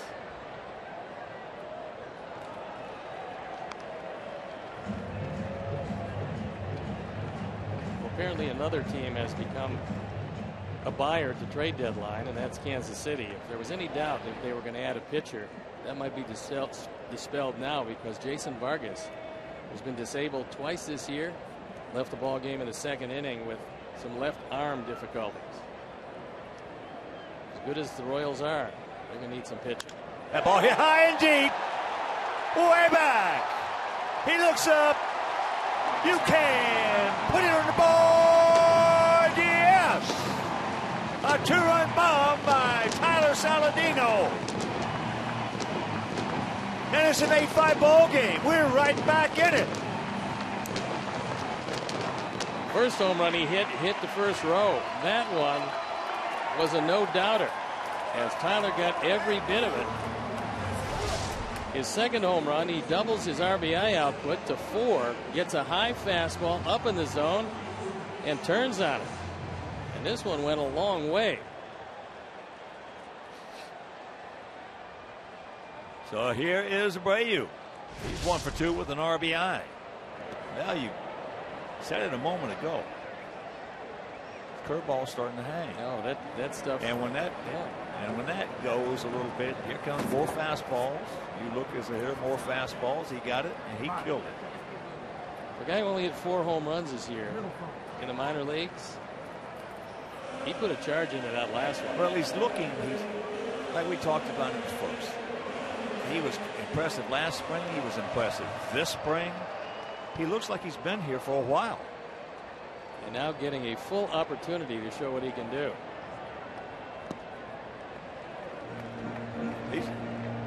I said the other day, there's not a player on our team who has better baseball acumen than he does.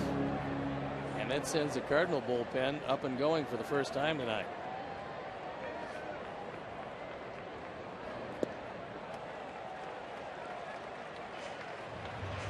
Seth Maness throwing in the pen. He might be going through a little dead arm period. Could very well be, because last time out he gave up 5. Tonight he's given up 5. I know one thing. For 3, he sure looked good. He did that.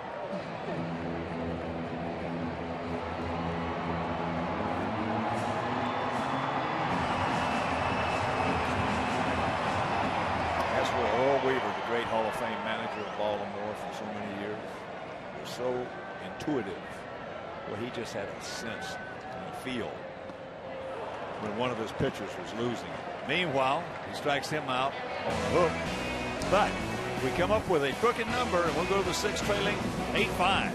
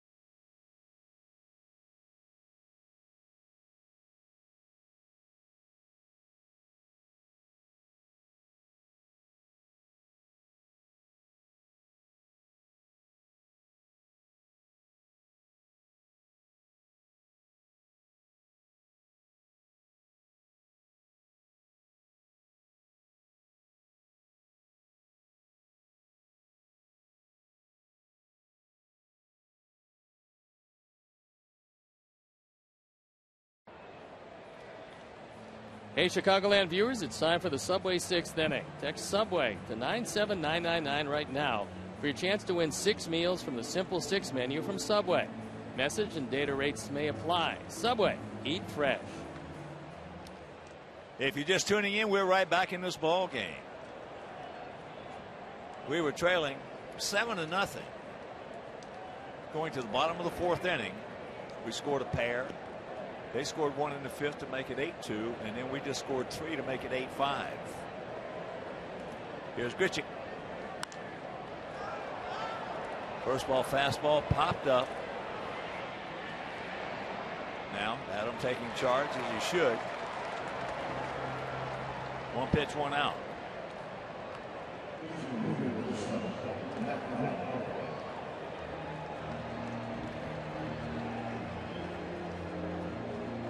Our 4th drive of the game came in the 4th inning, and it was a grand slam. The 6th of Holiday's career, and that was a way back grand slam.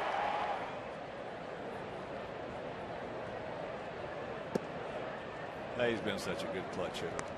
And you were talking about earlier about Baines. Baines in his time frame was one of the best. He was in the top 3 or 4 clutch hitters in the American League. I don't know about the National League, but in the American League. George Brett was a great clutch hitter.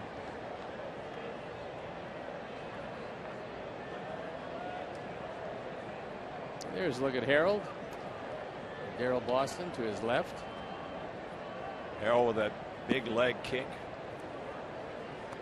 Stood off the plate for all you who never saw him play. Left-handed hitter. He could just wear that left center field fence out. Plus 384 home runs, not bad. That's upper tank.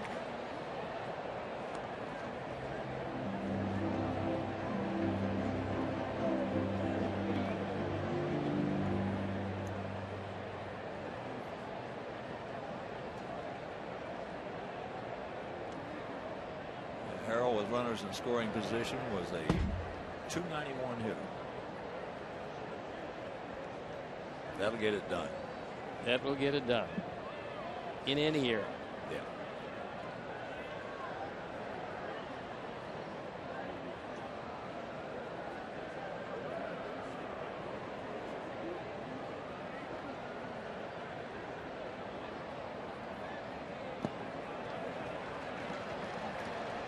So the 1-out walk. Yeah, when we were facing a good breaking ball pitcher, I used to always take Harrell's pick to click.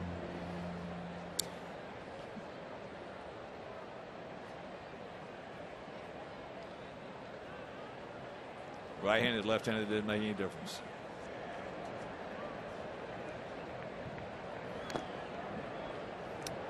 So here's Peralta. 1 for 2, a triple, leading off the second inning. Line shot in the center field that Adam tried to make a diving catch for. Couldn't do it. Went to the center field wall.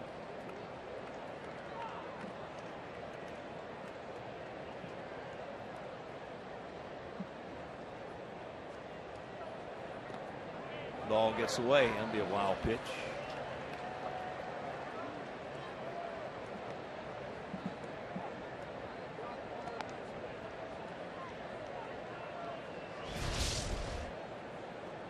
Daniel throws this one into the dirt.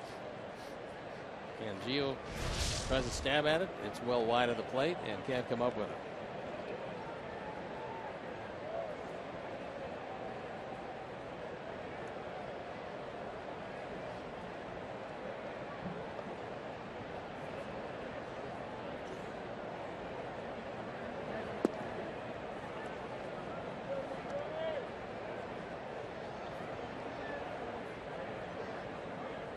Two and one to count.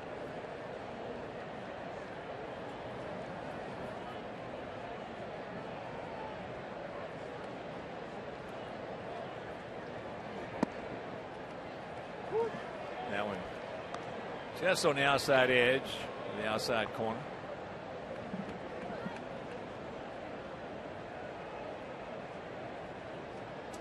8-0 for them, 5-4-0 for us. That's a good stop by Gio. Is another one in the dirt. Waka has walked 2 guys in this game, both times Adam Eaton, and both times when he walked, he scored.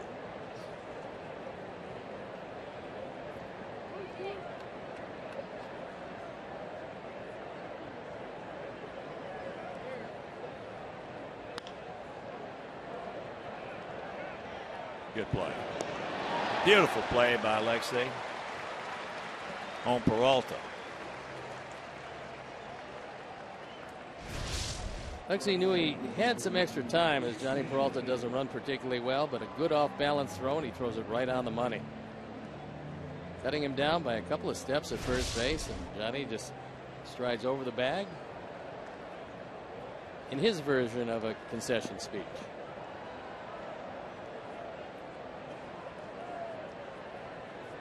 So here's Jason Hayward. Carlos has got him. And that'll retire the side. We go to the bottom of the 6th. We need 3 to tie.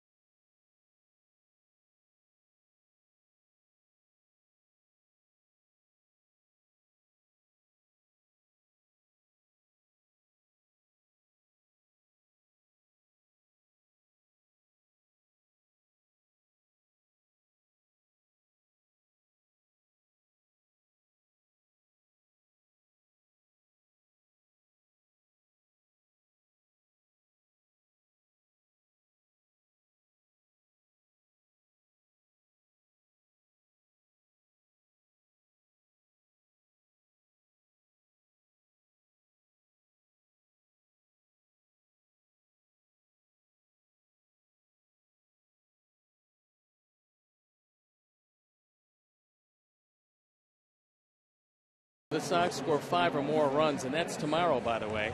You get 50% off your entire online order at papajohns.com with the promo code SOX5. That's at all participating Papa John's locations. Better ingredients, better pizza, Papa John's. And Seth Maness comes into the game, and he's got a very good changeup. He's 3-1, the ERA an even 4 on for the 47th time, so he's been a busy man. Asked to save 5 games. He was successful 3 times, but opponents with a pretty big 310 batting average against, and that's a high total. We need 3 to tie. It's an 8-5 Cardinal lead. He scored 1 in the second, 2 in the third, 4 on that grand slam by Holiday in the fourth, 1 in the fifth. We scored 2 in the fourth and 3 in the fifth. First pitch strike. Melky, who's 0 for 1 with a sacrifice fly.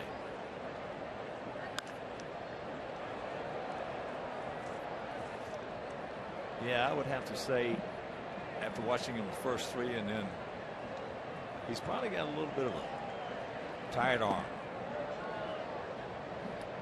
It happens during the course of a season where you'll go for a start or 2 sometimes, and you don't feel bad. Yeah. It's just lifeless. You don't have the same. If you have the same velocity, you don't have the same movement. Chopper, 2 hopper. Wong's got it. Yeah, same thing for a hitter during the course of the season, and especially playing in St. Louis. Yeah, that's very humid most of the time. Well, that's why you look at Ivan Rodriguez and you look at Yadier Molina catching in 2 of the hottest spots in all of baseball, day in and day out. That's just unbelievable.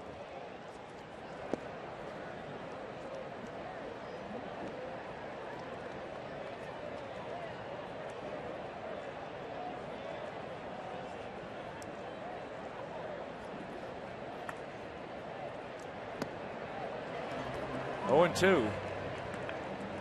Javi is grounded to short, struck out.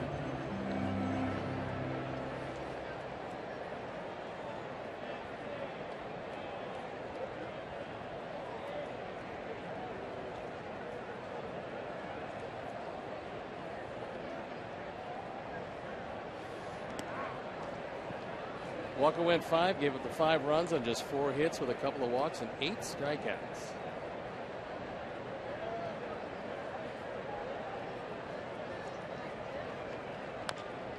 Breaking ball. Got around it a little bit.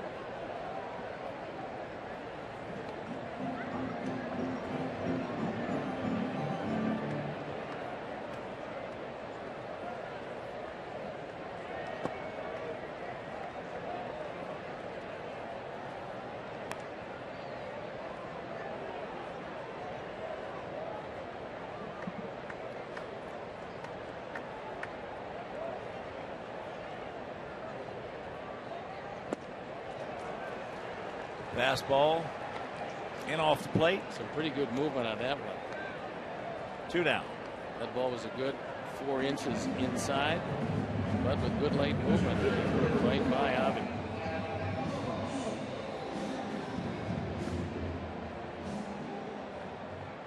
$29,728.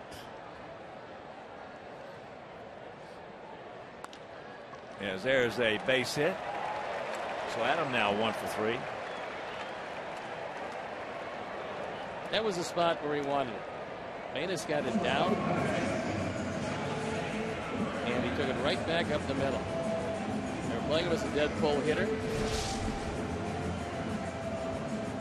but he hit it through the shift.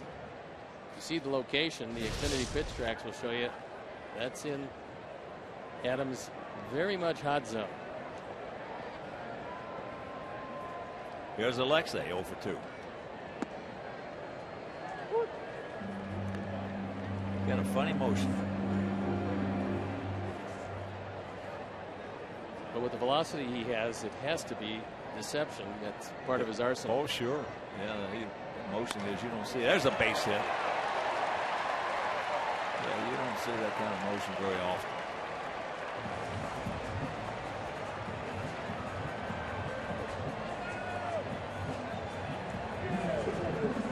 Here comes Gio. representing the tying run.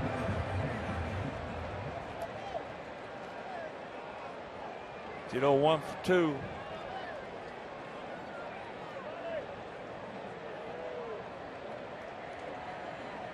And here's what he did last inning.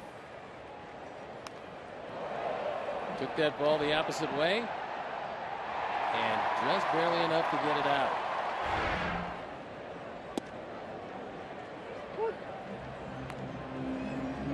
"21 to count." Come on, Gio, have a good night. Real good night.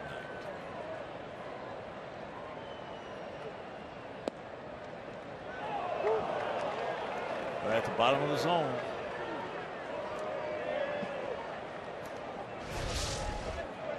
It barely caught the zone, but catch it did.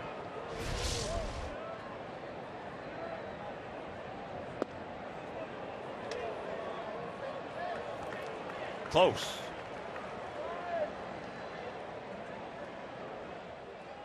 Cardinals bullpen up and going. Randy Choate, their situational left-hander. Tuiviala, Sam Tuiviala, loosening up. Little chopper, boot. Nope. And that'll retire the side. Have a mile, 2-out sprint. Can't do anything with it. We'll go to the 7th, trailing 8-5.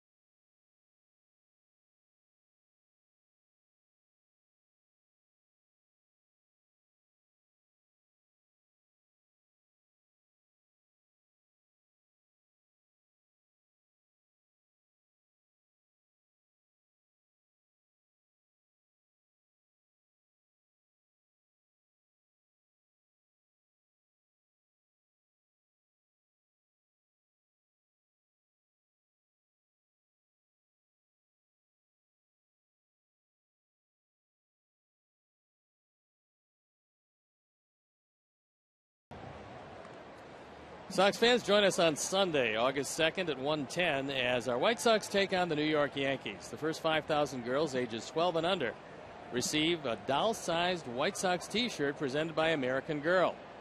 For tickets, visit 866-SOX-GAME or visit whitesox.com.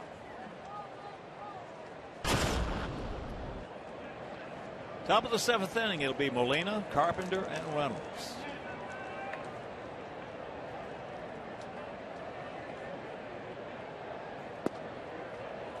Two home runs for each team, one by Holiday. That was a grand slam solo shot by Reynolds for us. Soto, his 6th.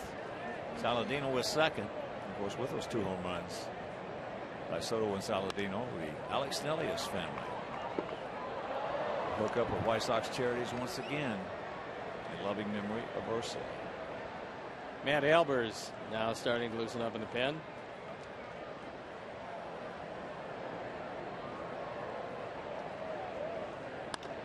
Back through the middle and center field. He's now 2 for 4 with 2 RBIs. He had a big key 2-out, 2-run single back in the 3rd inning.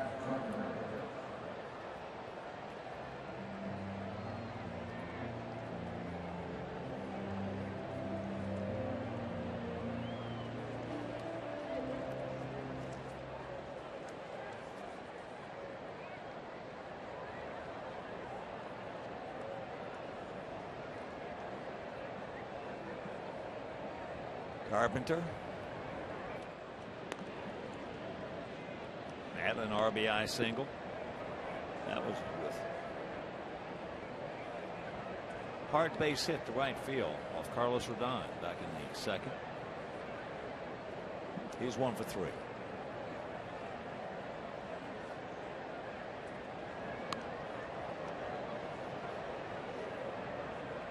Fouls that one off.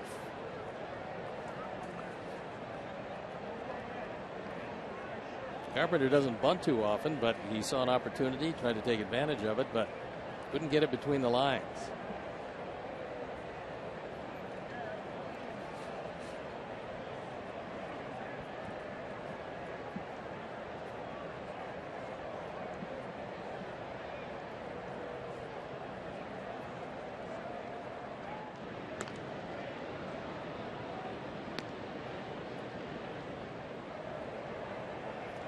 Big gap out there in left center.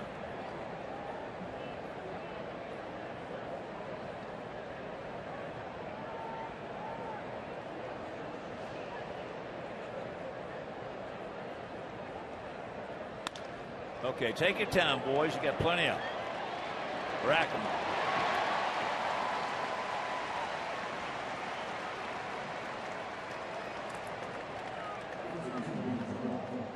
These two guys make a very good double play combination.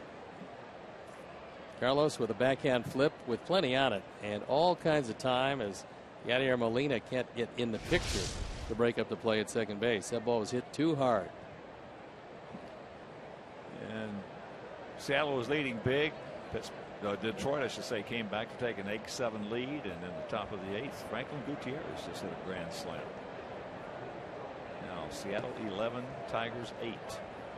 That certainly is a name out of the past. Franklin looked like he was going to be a really good player for a long time, and he got hurt over and over again. Yeah, finally healthy again. He looked like he was going to be a star. So here's Mark Reynolds, couple of walks and a long home run. It is, as you can see, Christmas in July.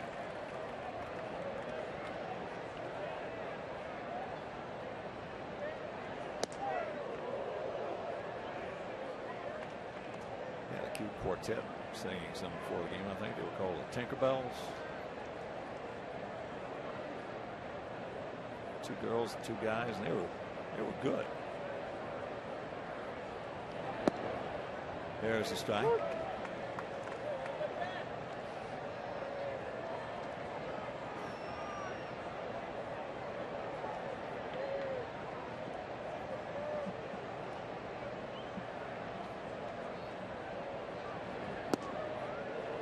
There's the strike.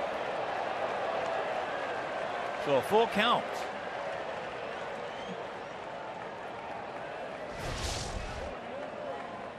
This breaking ball touches the zone. Mark Reynolds doesn't walk very often, thinks he would walk for the 25th time, only to be called back. That was a breaking ball that could have been hit out of here. Meanwhile, he checks it up. Did not go. So he walks for the 3rd time.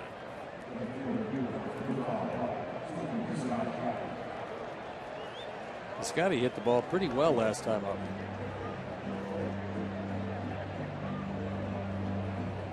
Took Ivy back on the fence almost.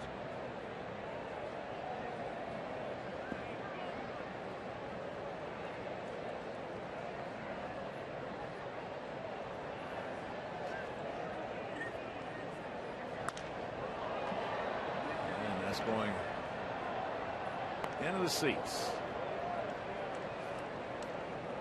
You get 28 doubles at this point of the season in AAA. You can hit the ball hard.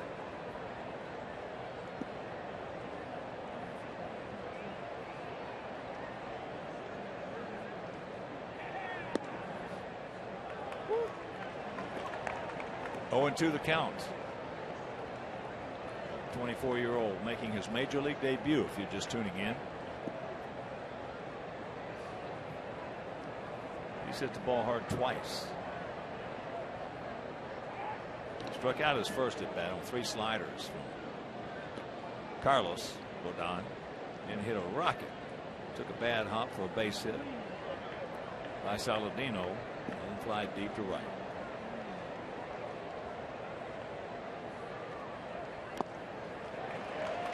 He gone. 7th inning stretch. We need 3 to tie.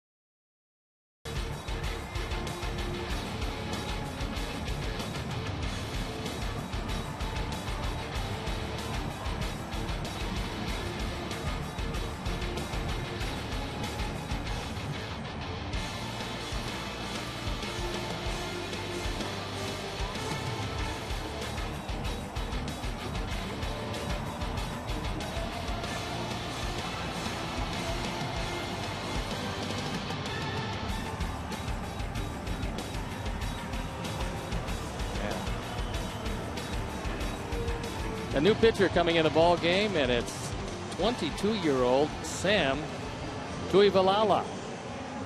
0-1, but an ERA of 2.25, on for the 8th time. Opponents hitting almost nothing. 115 against him. 3 hits in 8 innings, so he's been pretty good. However, most young pitchers has occasional problems getting the ball over the plate. Judging by those numbers, he's got pretty good stuff. Out of San Mateo, California, 6'3", 195 pounds. Was up briefly last year and now getting another opportunity.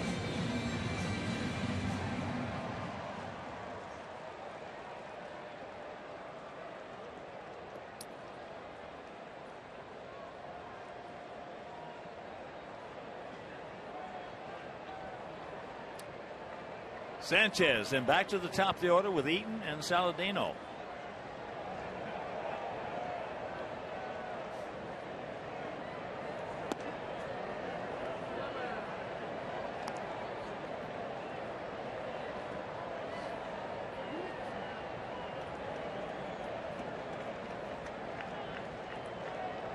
Outfield for the most part straight up, spread out, as he takes strike 2.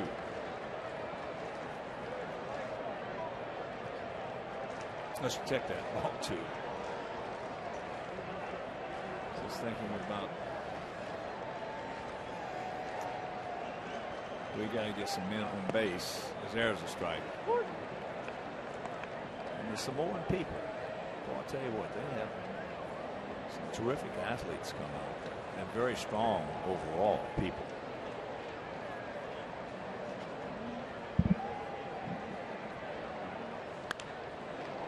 Ball hit sharply, but Wong's got him.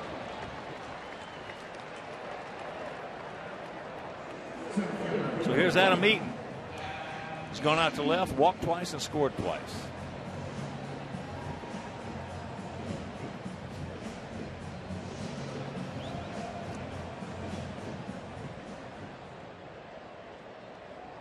Cardinals pretty much thought Sam was going to be a reliever when they originally signed him, because he's never started a game in their organization. You get it up there, 97, 98, 99. You're going to be in pretty good shape.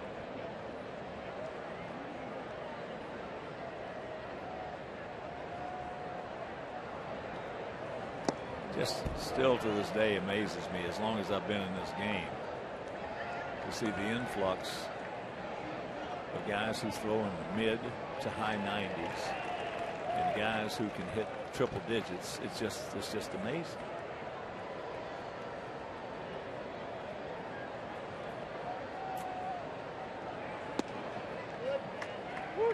Just on the outside corner. 2-1.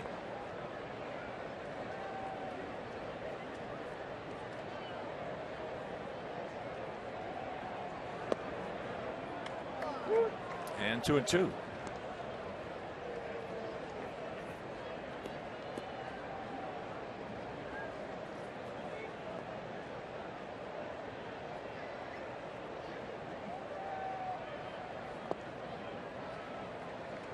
I'm sure that Yadier really liked to see that fastball. He just put his glove down and made sure it didn't hit off his body. You don't see many 98-mile-an-hour fastballs in the dirt. Not coming right at you.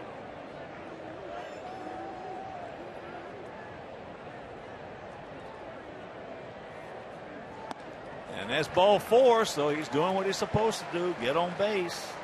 Third walk.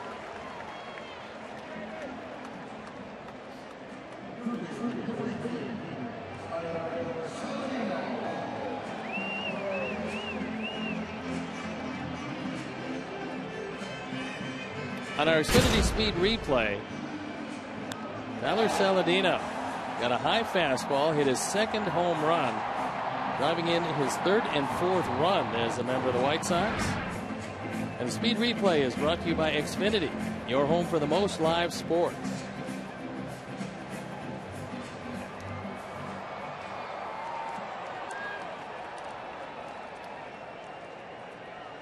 So Christina O'Reilly and her crews picked to click. 2 for 3 with that 2-run homer.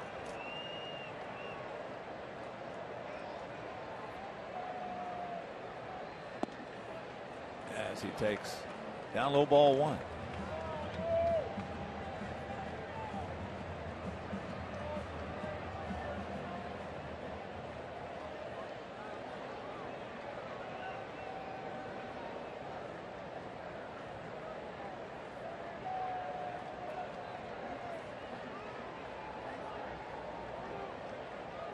Back on. It was a 3-sport athlete. Troy Valala was. Guard in basketball, quarterback in football, and a shortstop and pitcher in baseball. Fouls that one away.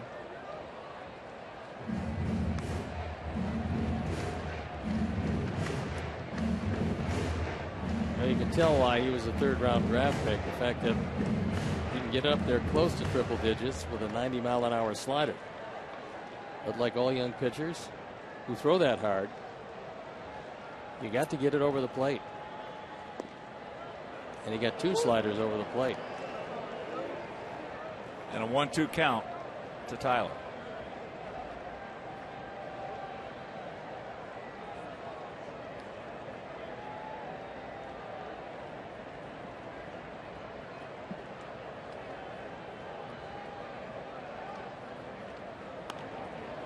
Checks it up and throws it away.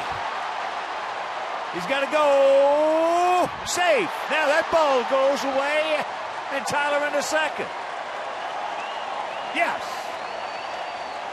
That was a real bad play by Mark Reynolds because he had all kinds of time and you weren't going to turn a double play.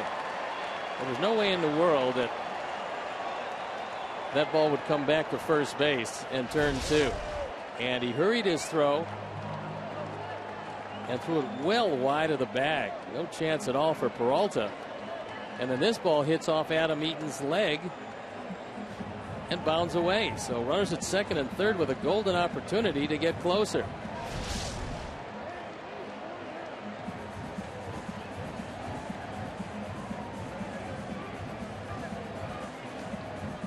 So 2 errors on the play.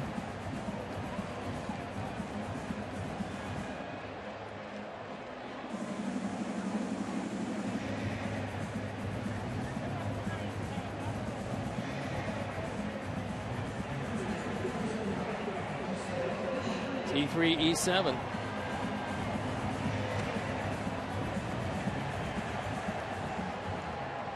So here's Abreu, 1 for 3 with an RBI single. Coming back in the 4th inning. Right here, Jose, we need you, buddy.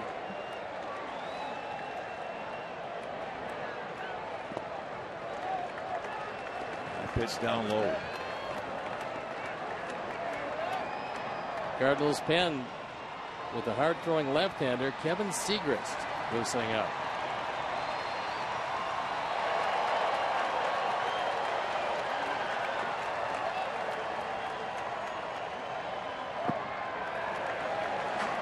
Two 2-0 with Melky on deck. 2 good stops by Molina.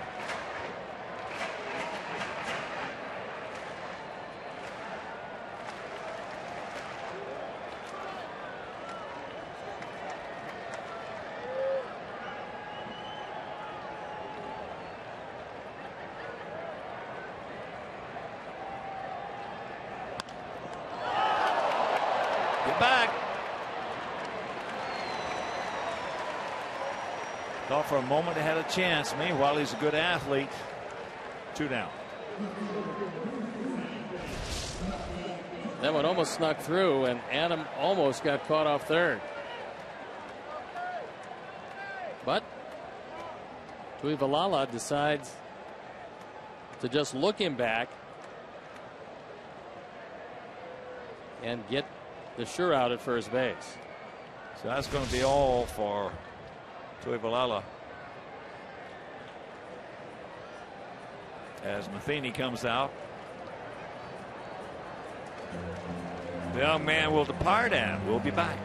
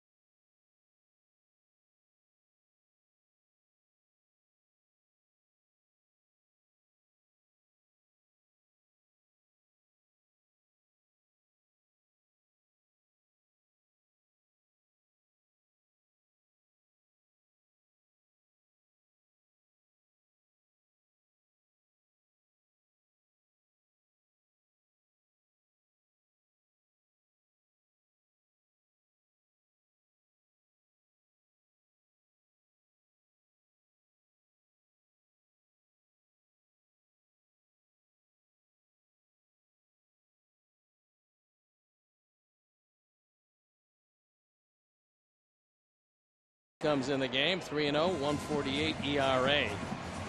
Opponent's hitting just .213, and the oddity with Segrist is that he's a left-hander who gets out right-handers better than he gets out left-handers. So Mike Matheny wanted to turn Melky around from the right side. And for Segrist, that's been the best matchup this year.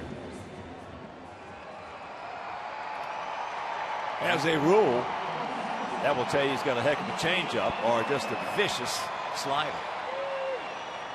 He throws hard enough. When we watched him in St. Louis, I didn't quite understand the disparity in the two, righty-lefty, but whatever it is, it's been especially evident this year. 2 out, 2 on. We trail it by 3. There's 94-mile-an-hour fastball. Melky 0 for 2 with the sacrifice fly.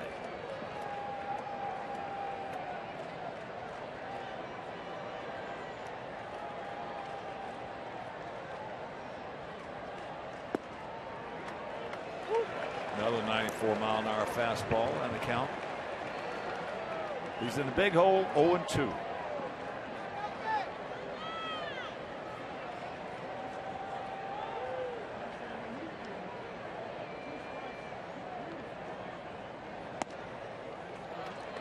Seager set a record that I don't think anybody really wants to try to go after, and that is he set a rookie record by allowing a run in his first 12 appearances in 2013.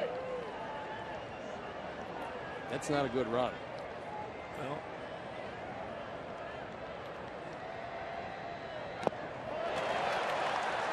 he gets him. 95. All right there, fastballs. Meanwhile, we're into the 8th.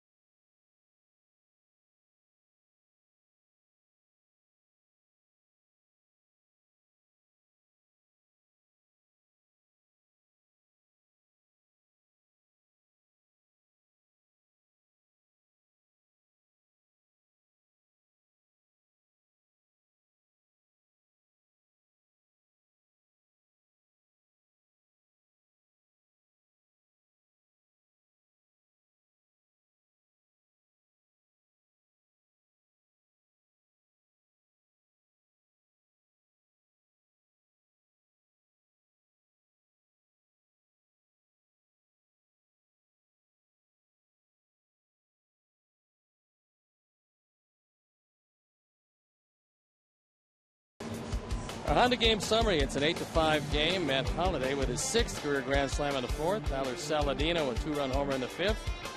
Just his 2nd career home run, but it seems like he's got it pretty well figured out. 2 errors for the Cardinals. Honda. Great deals are happening at the Honda Summer Clearance event. Now at your Honda dealer as Matt Albers comes in the game.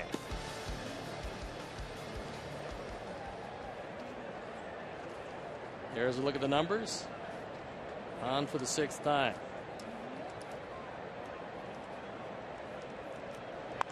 Watch out, man. Knock it down, pick it up, and throw him out. There you go.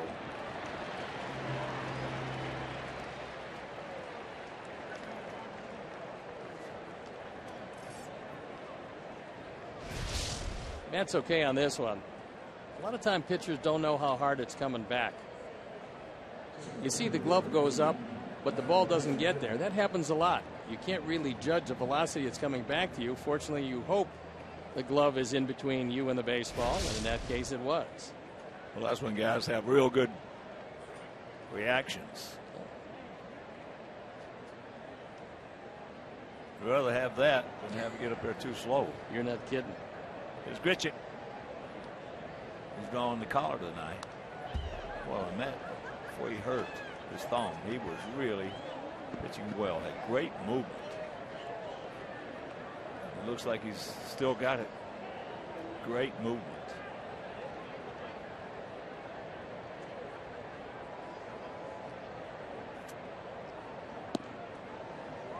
Oh, 0-2 the count. Within reason, hitters don't care how hard you throw if it's straight. Yeah, if you're going to go up there at 102, 103, that's a little different. I was going to say, except for that guy in Cincinnati. Yeah. Rolled as Chapman. He's the first one that jumps out to you when you're using that comparison. Well, he's the only guy that has gotten it up there. 102, 103. A lot. Trying to play right side.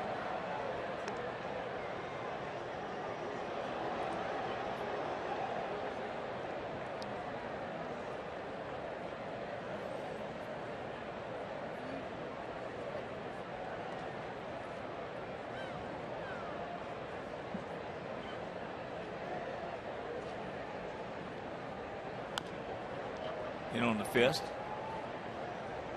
Bottom of the eighth at Kansas City. Still no score. Pittsburgh and the Royals. Garrett Cole on the bump.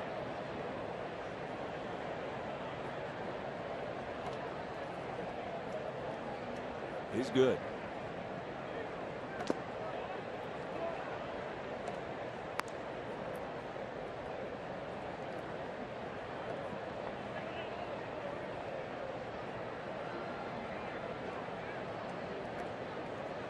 Outfield straight up, spread out about equidistant.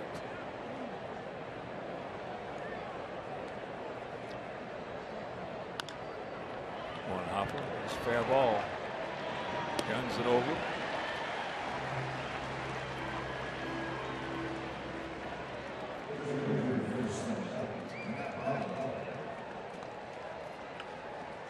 Shine Sox Bar and Grill at U.S. Cellular Field is the official postgame headquarters of the White Sox. Appetizers are half off on our full menu from Gibson's.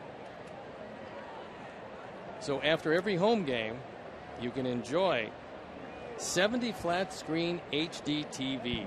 It's a two-story bar, and it's located at the Gate 5 Plaza. Just off. That movement took it right off the corner of the plate to Holiday, who is 2 for 3, a single and a grand slam homer.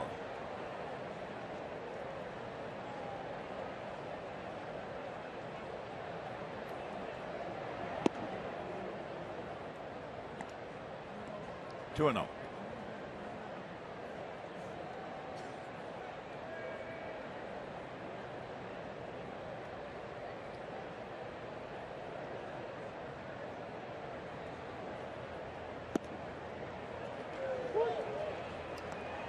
Get a break right there.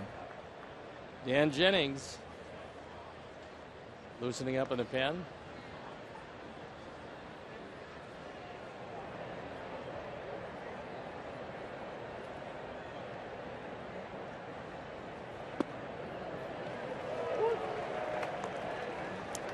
Two out, 2 balls, 2 strikes.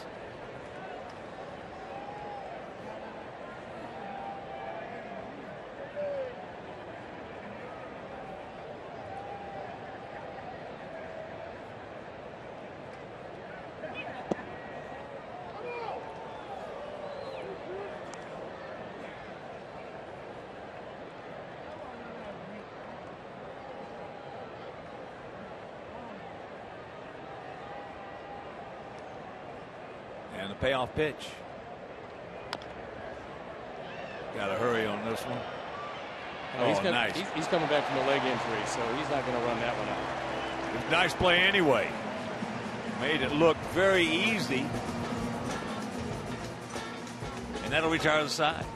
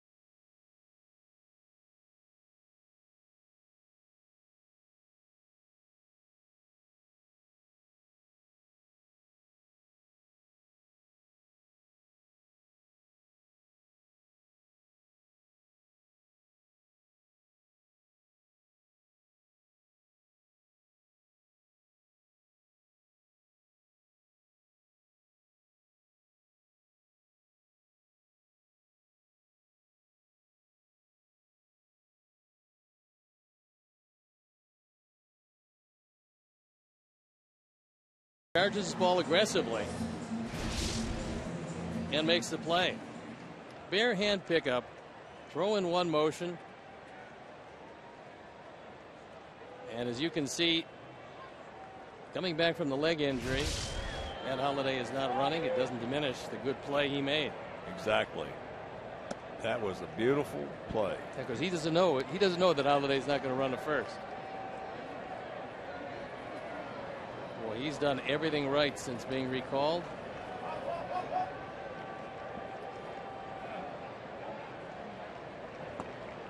Avi. 2-0 the count. Avi 0 for 3. He's due. Gap out there in left center if he can find it.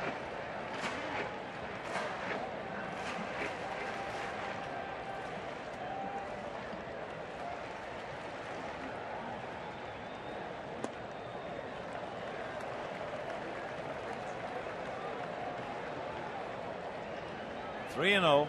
LaRoche on deck.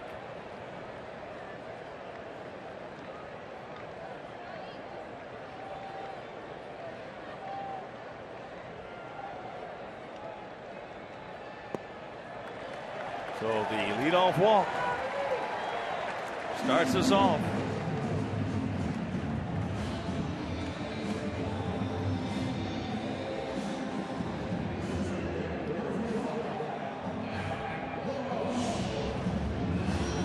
Adams 1 for 3 last time up. Shot right back to the middle.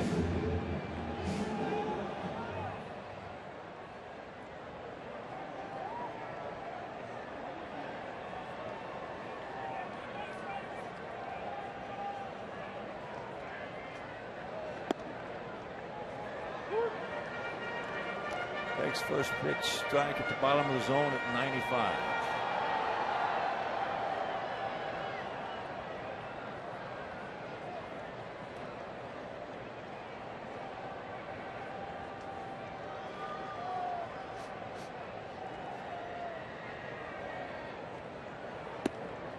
Count evens at 1.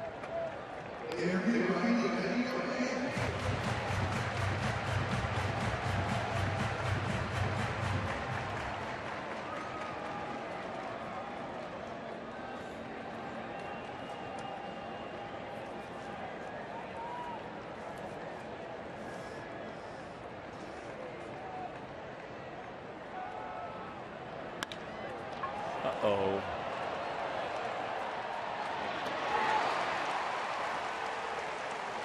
Hit it hard, but right at him. It was hit so hard that Long bobbled it. Still had plenty of time. Adam hit the daylights out of that one. And they turn 2.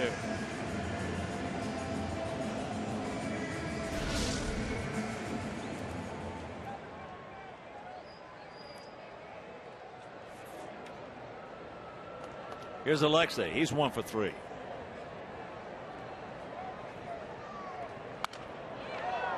Off the end of the bat. And Piscotty comes on to make the catch. We're into the 9th. 8-5 St. Louis.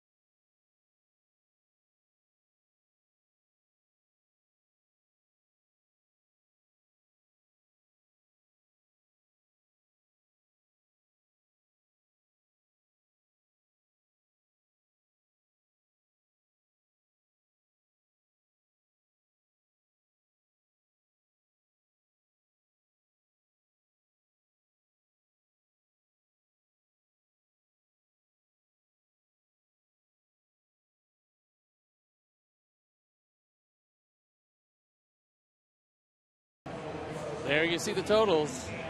It's a 3-run deficit, and Dan Jennings comes into the game. He's 1-3. His ERA just above 6.5 on for the 26th time.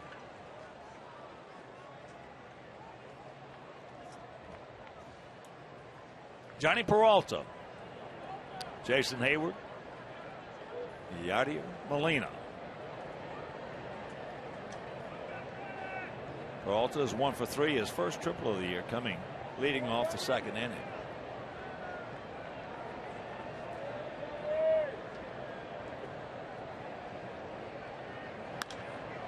That ball hit high and deep. We got a man there.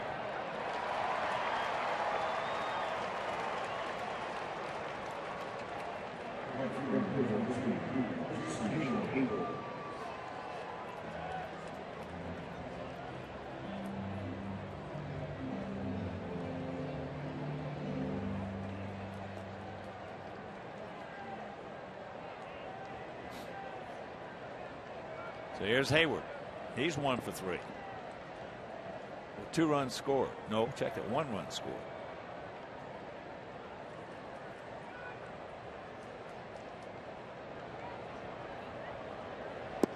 He had crossed home plate, but then they had to put him back on third. The rare dead ball after a guy swinging and getting hit simultaneously. Yeah. You don't see that. You see it, but not that often. That was a good swing. Not a good swing. And good play right there by Abreu. A good play by Jennings as well, but especially by Abreu.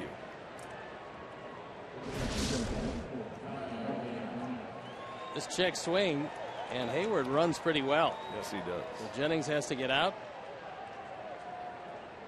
Makes that throw. Unfortunately, Jose doesn't have to reach across into the runner because you get a lot of guys break their arms like that. Or dislocate their elbow Yep. or wrist. But where he made the good move was taking his body and moving it towards second and getting as much of the arm out of the way as he could. Yeah. Seen a lot of first basemen really get hurt on those plays. There's a base hit by Molina, who's now 3 for 5. He had one of the big hits in the game, a 2-out, 2-run single back in the third. That's the right approach right there off the left-hander from the right-handed hitter. Trevor Rosenthal, their closer, starting to loosen in the pen.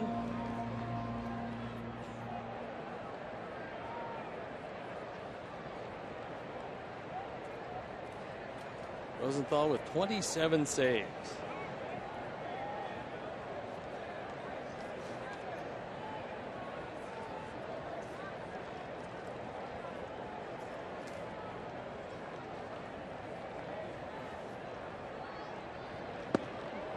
Good breaking ball.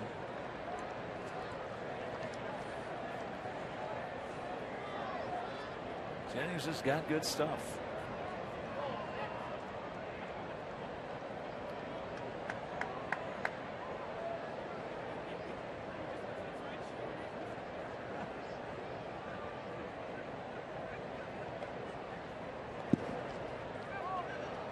Ball in the dirt, block. That was a real good block by Gio. Kept in front of him.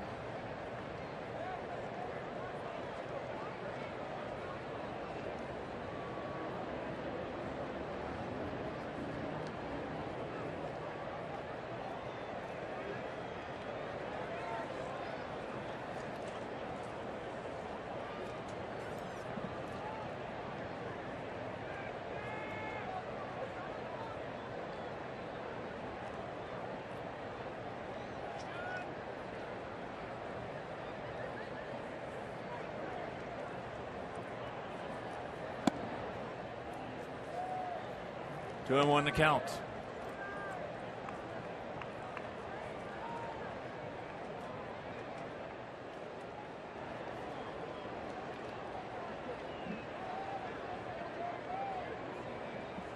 Eight, 10, and 2 for them.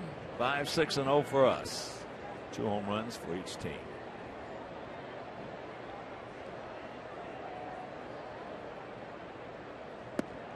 Could not check it up. Count evens at 2.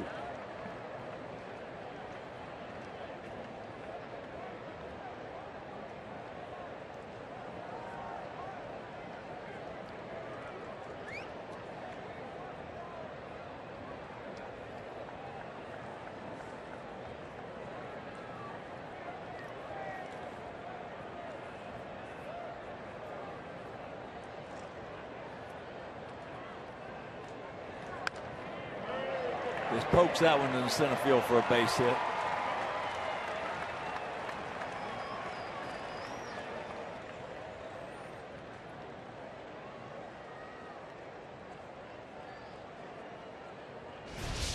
Second hit of the night for Carpenter. In an RBI single in the second. So here's Reynolds. 3 walks and a home run.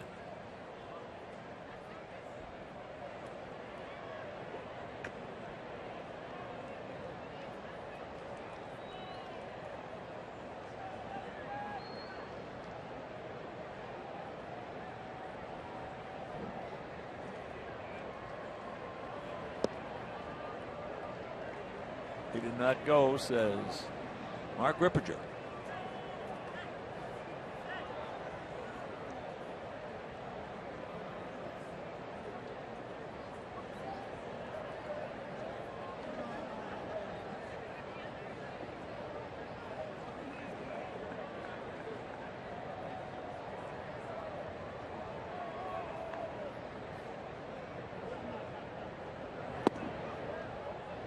Breaking ball strike. Count evens at 1 for our guys.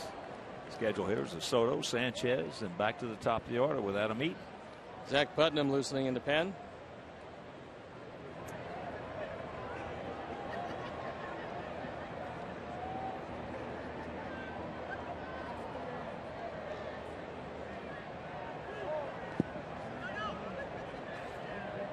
Molina's, he's just a good player. Watching him out there on the bases. For a guy that's not real fast, he's a very good base runner. You don't have to be fast to be a good base runner. He is really good.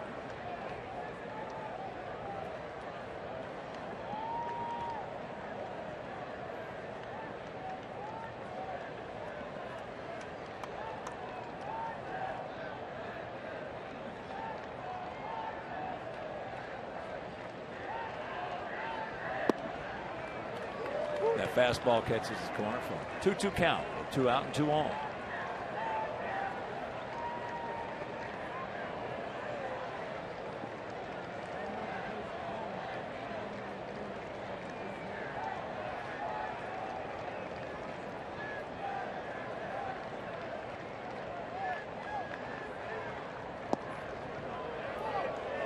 That was strike 3, but didn't get the call. No, he didn't. Pretty good pitch. Yes, sir. As I said, Alan Porter's not, well, he's one of the best, but he's not going to get them all right. He's missed several this evening.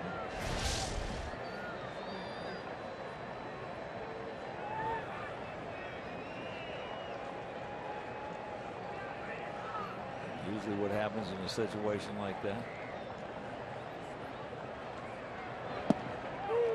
He gone. So good inning right there, even though he gave up a couple of hits for Jennings. And we'll go to the bottom of the 9th.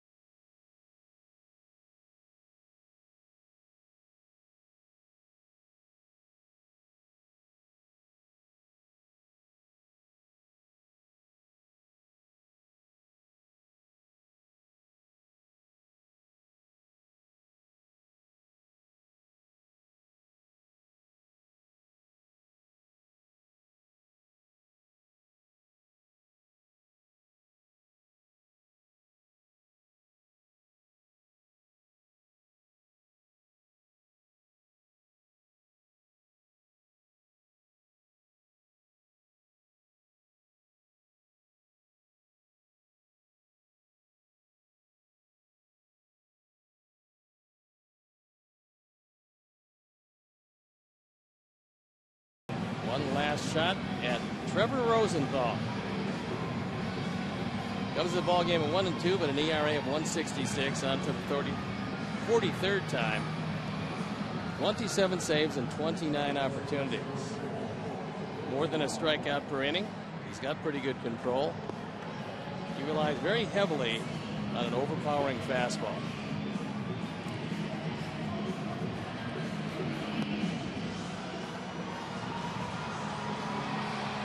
Timmy Schuck has come out to hit for Soto.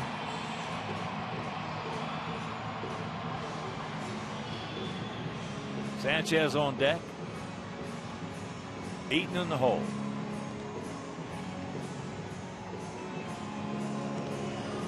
Peter Borges takes over in center field.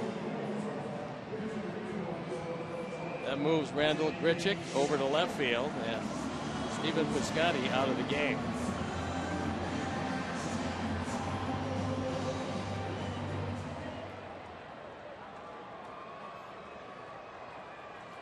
So here's Schuck.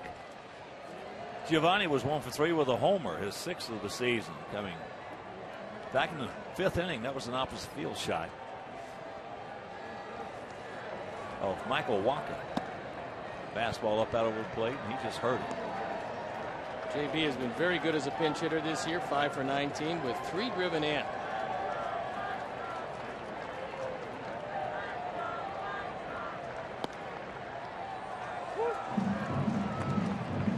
Fastball at 97.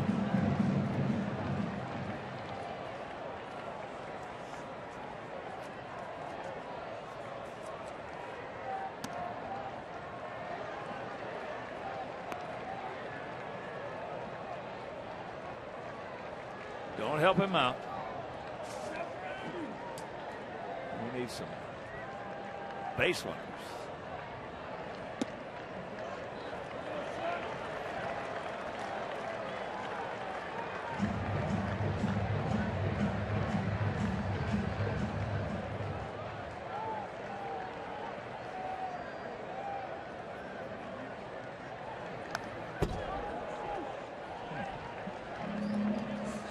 Swing up to all 4, swinging on 3-1.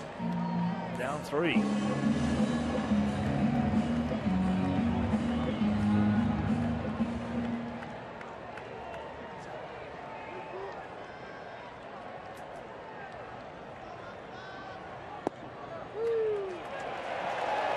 Well, unfortunately, swings at that one, takes a good one, and that one had the whole plate.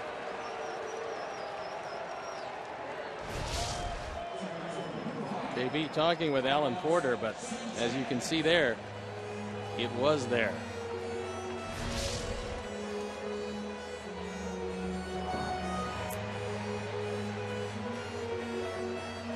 Oh.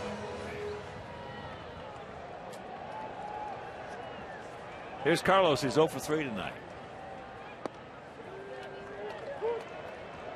Takes inside corner.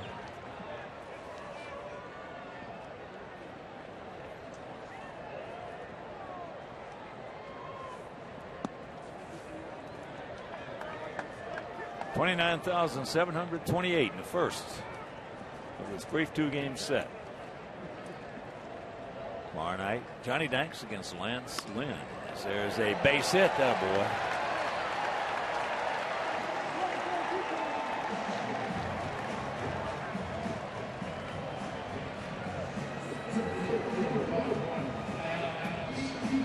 And here's Adam Eaton. First time up, he went out to left field. Next 3 times up, he walked. Twice he scored.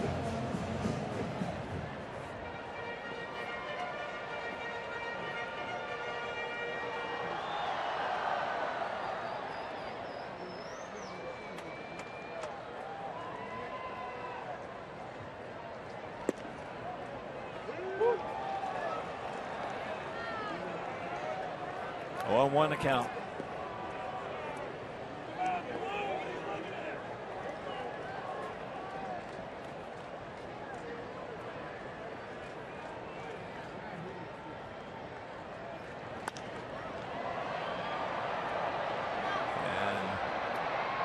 Grichuk giving chase, runs out of room. Souvenir. that game tomorrow night, can't make the ballpark, we'll be able to Comcast Sports Net. And after that game, we board our charter and head on over to Cleveland. Well, 4-game set. We'll run Samardzija, Quintana, Sale, and Rodon out there. They'll run Bauer, Kluber, Carrasco, and Salazar. So some good pitching matchups. Everybody that goes to that bump.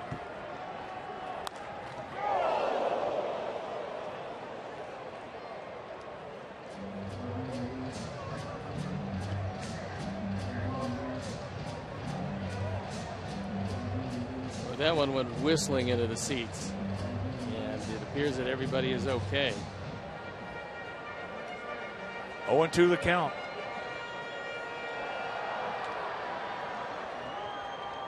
And after that Cleveland series, we'll head on up to Boston. Fenway against the Carmines for 4.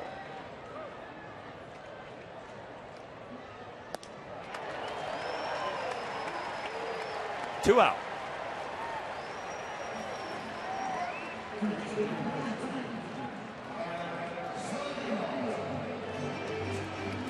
So here's Tyler.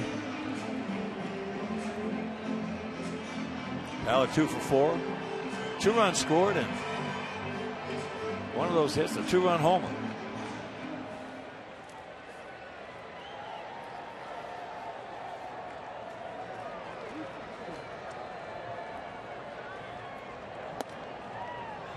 Took that pitch nicely.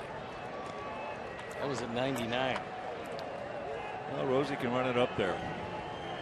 Get it up there in a hurry.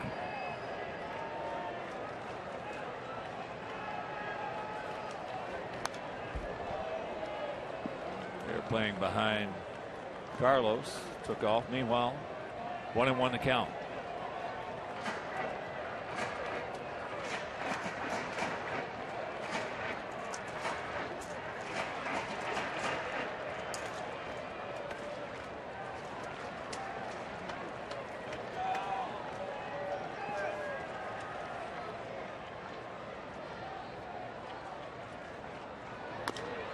High chopper. High chopper. Got nothing to lose. Check it. No, he's gonna have to check that one. Nobody's going anywhere as Robin comes out. Cardinals, I think, know that. He looked like the naked eye he'd beat it. Yeah, real time, it sure did.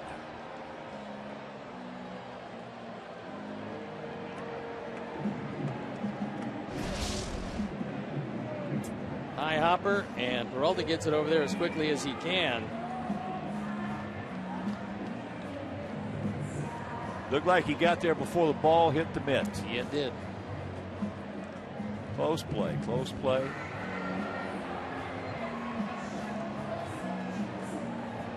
Just before the ball hit his glove, he hit the bag.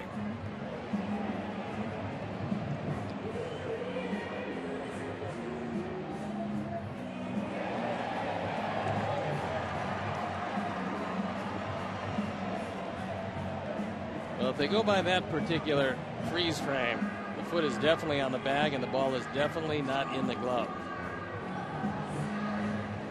And there, well, it pretty much says it all. We've seen that before.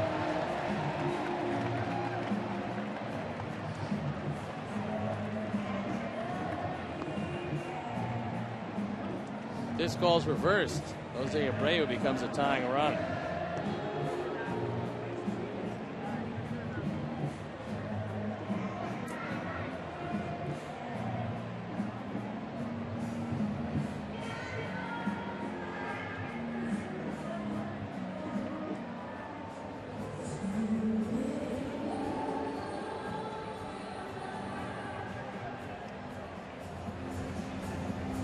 Safe. Yes. Made the right call. They got it right.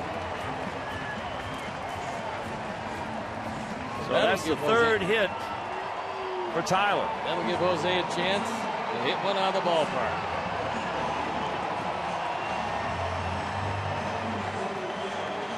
Cabrera on deck. How about back-to-backs? That would be good.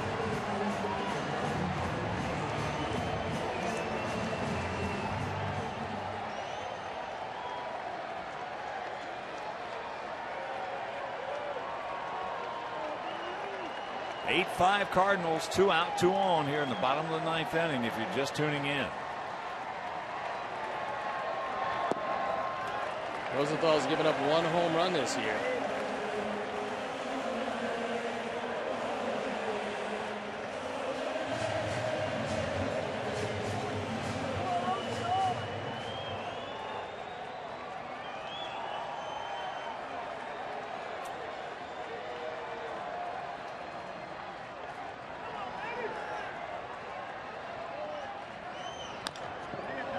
Chopper and Hopper, and this ball game is over.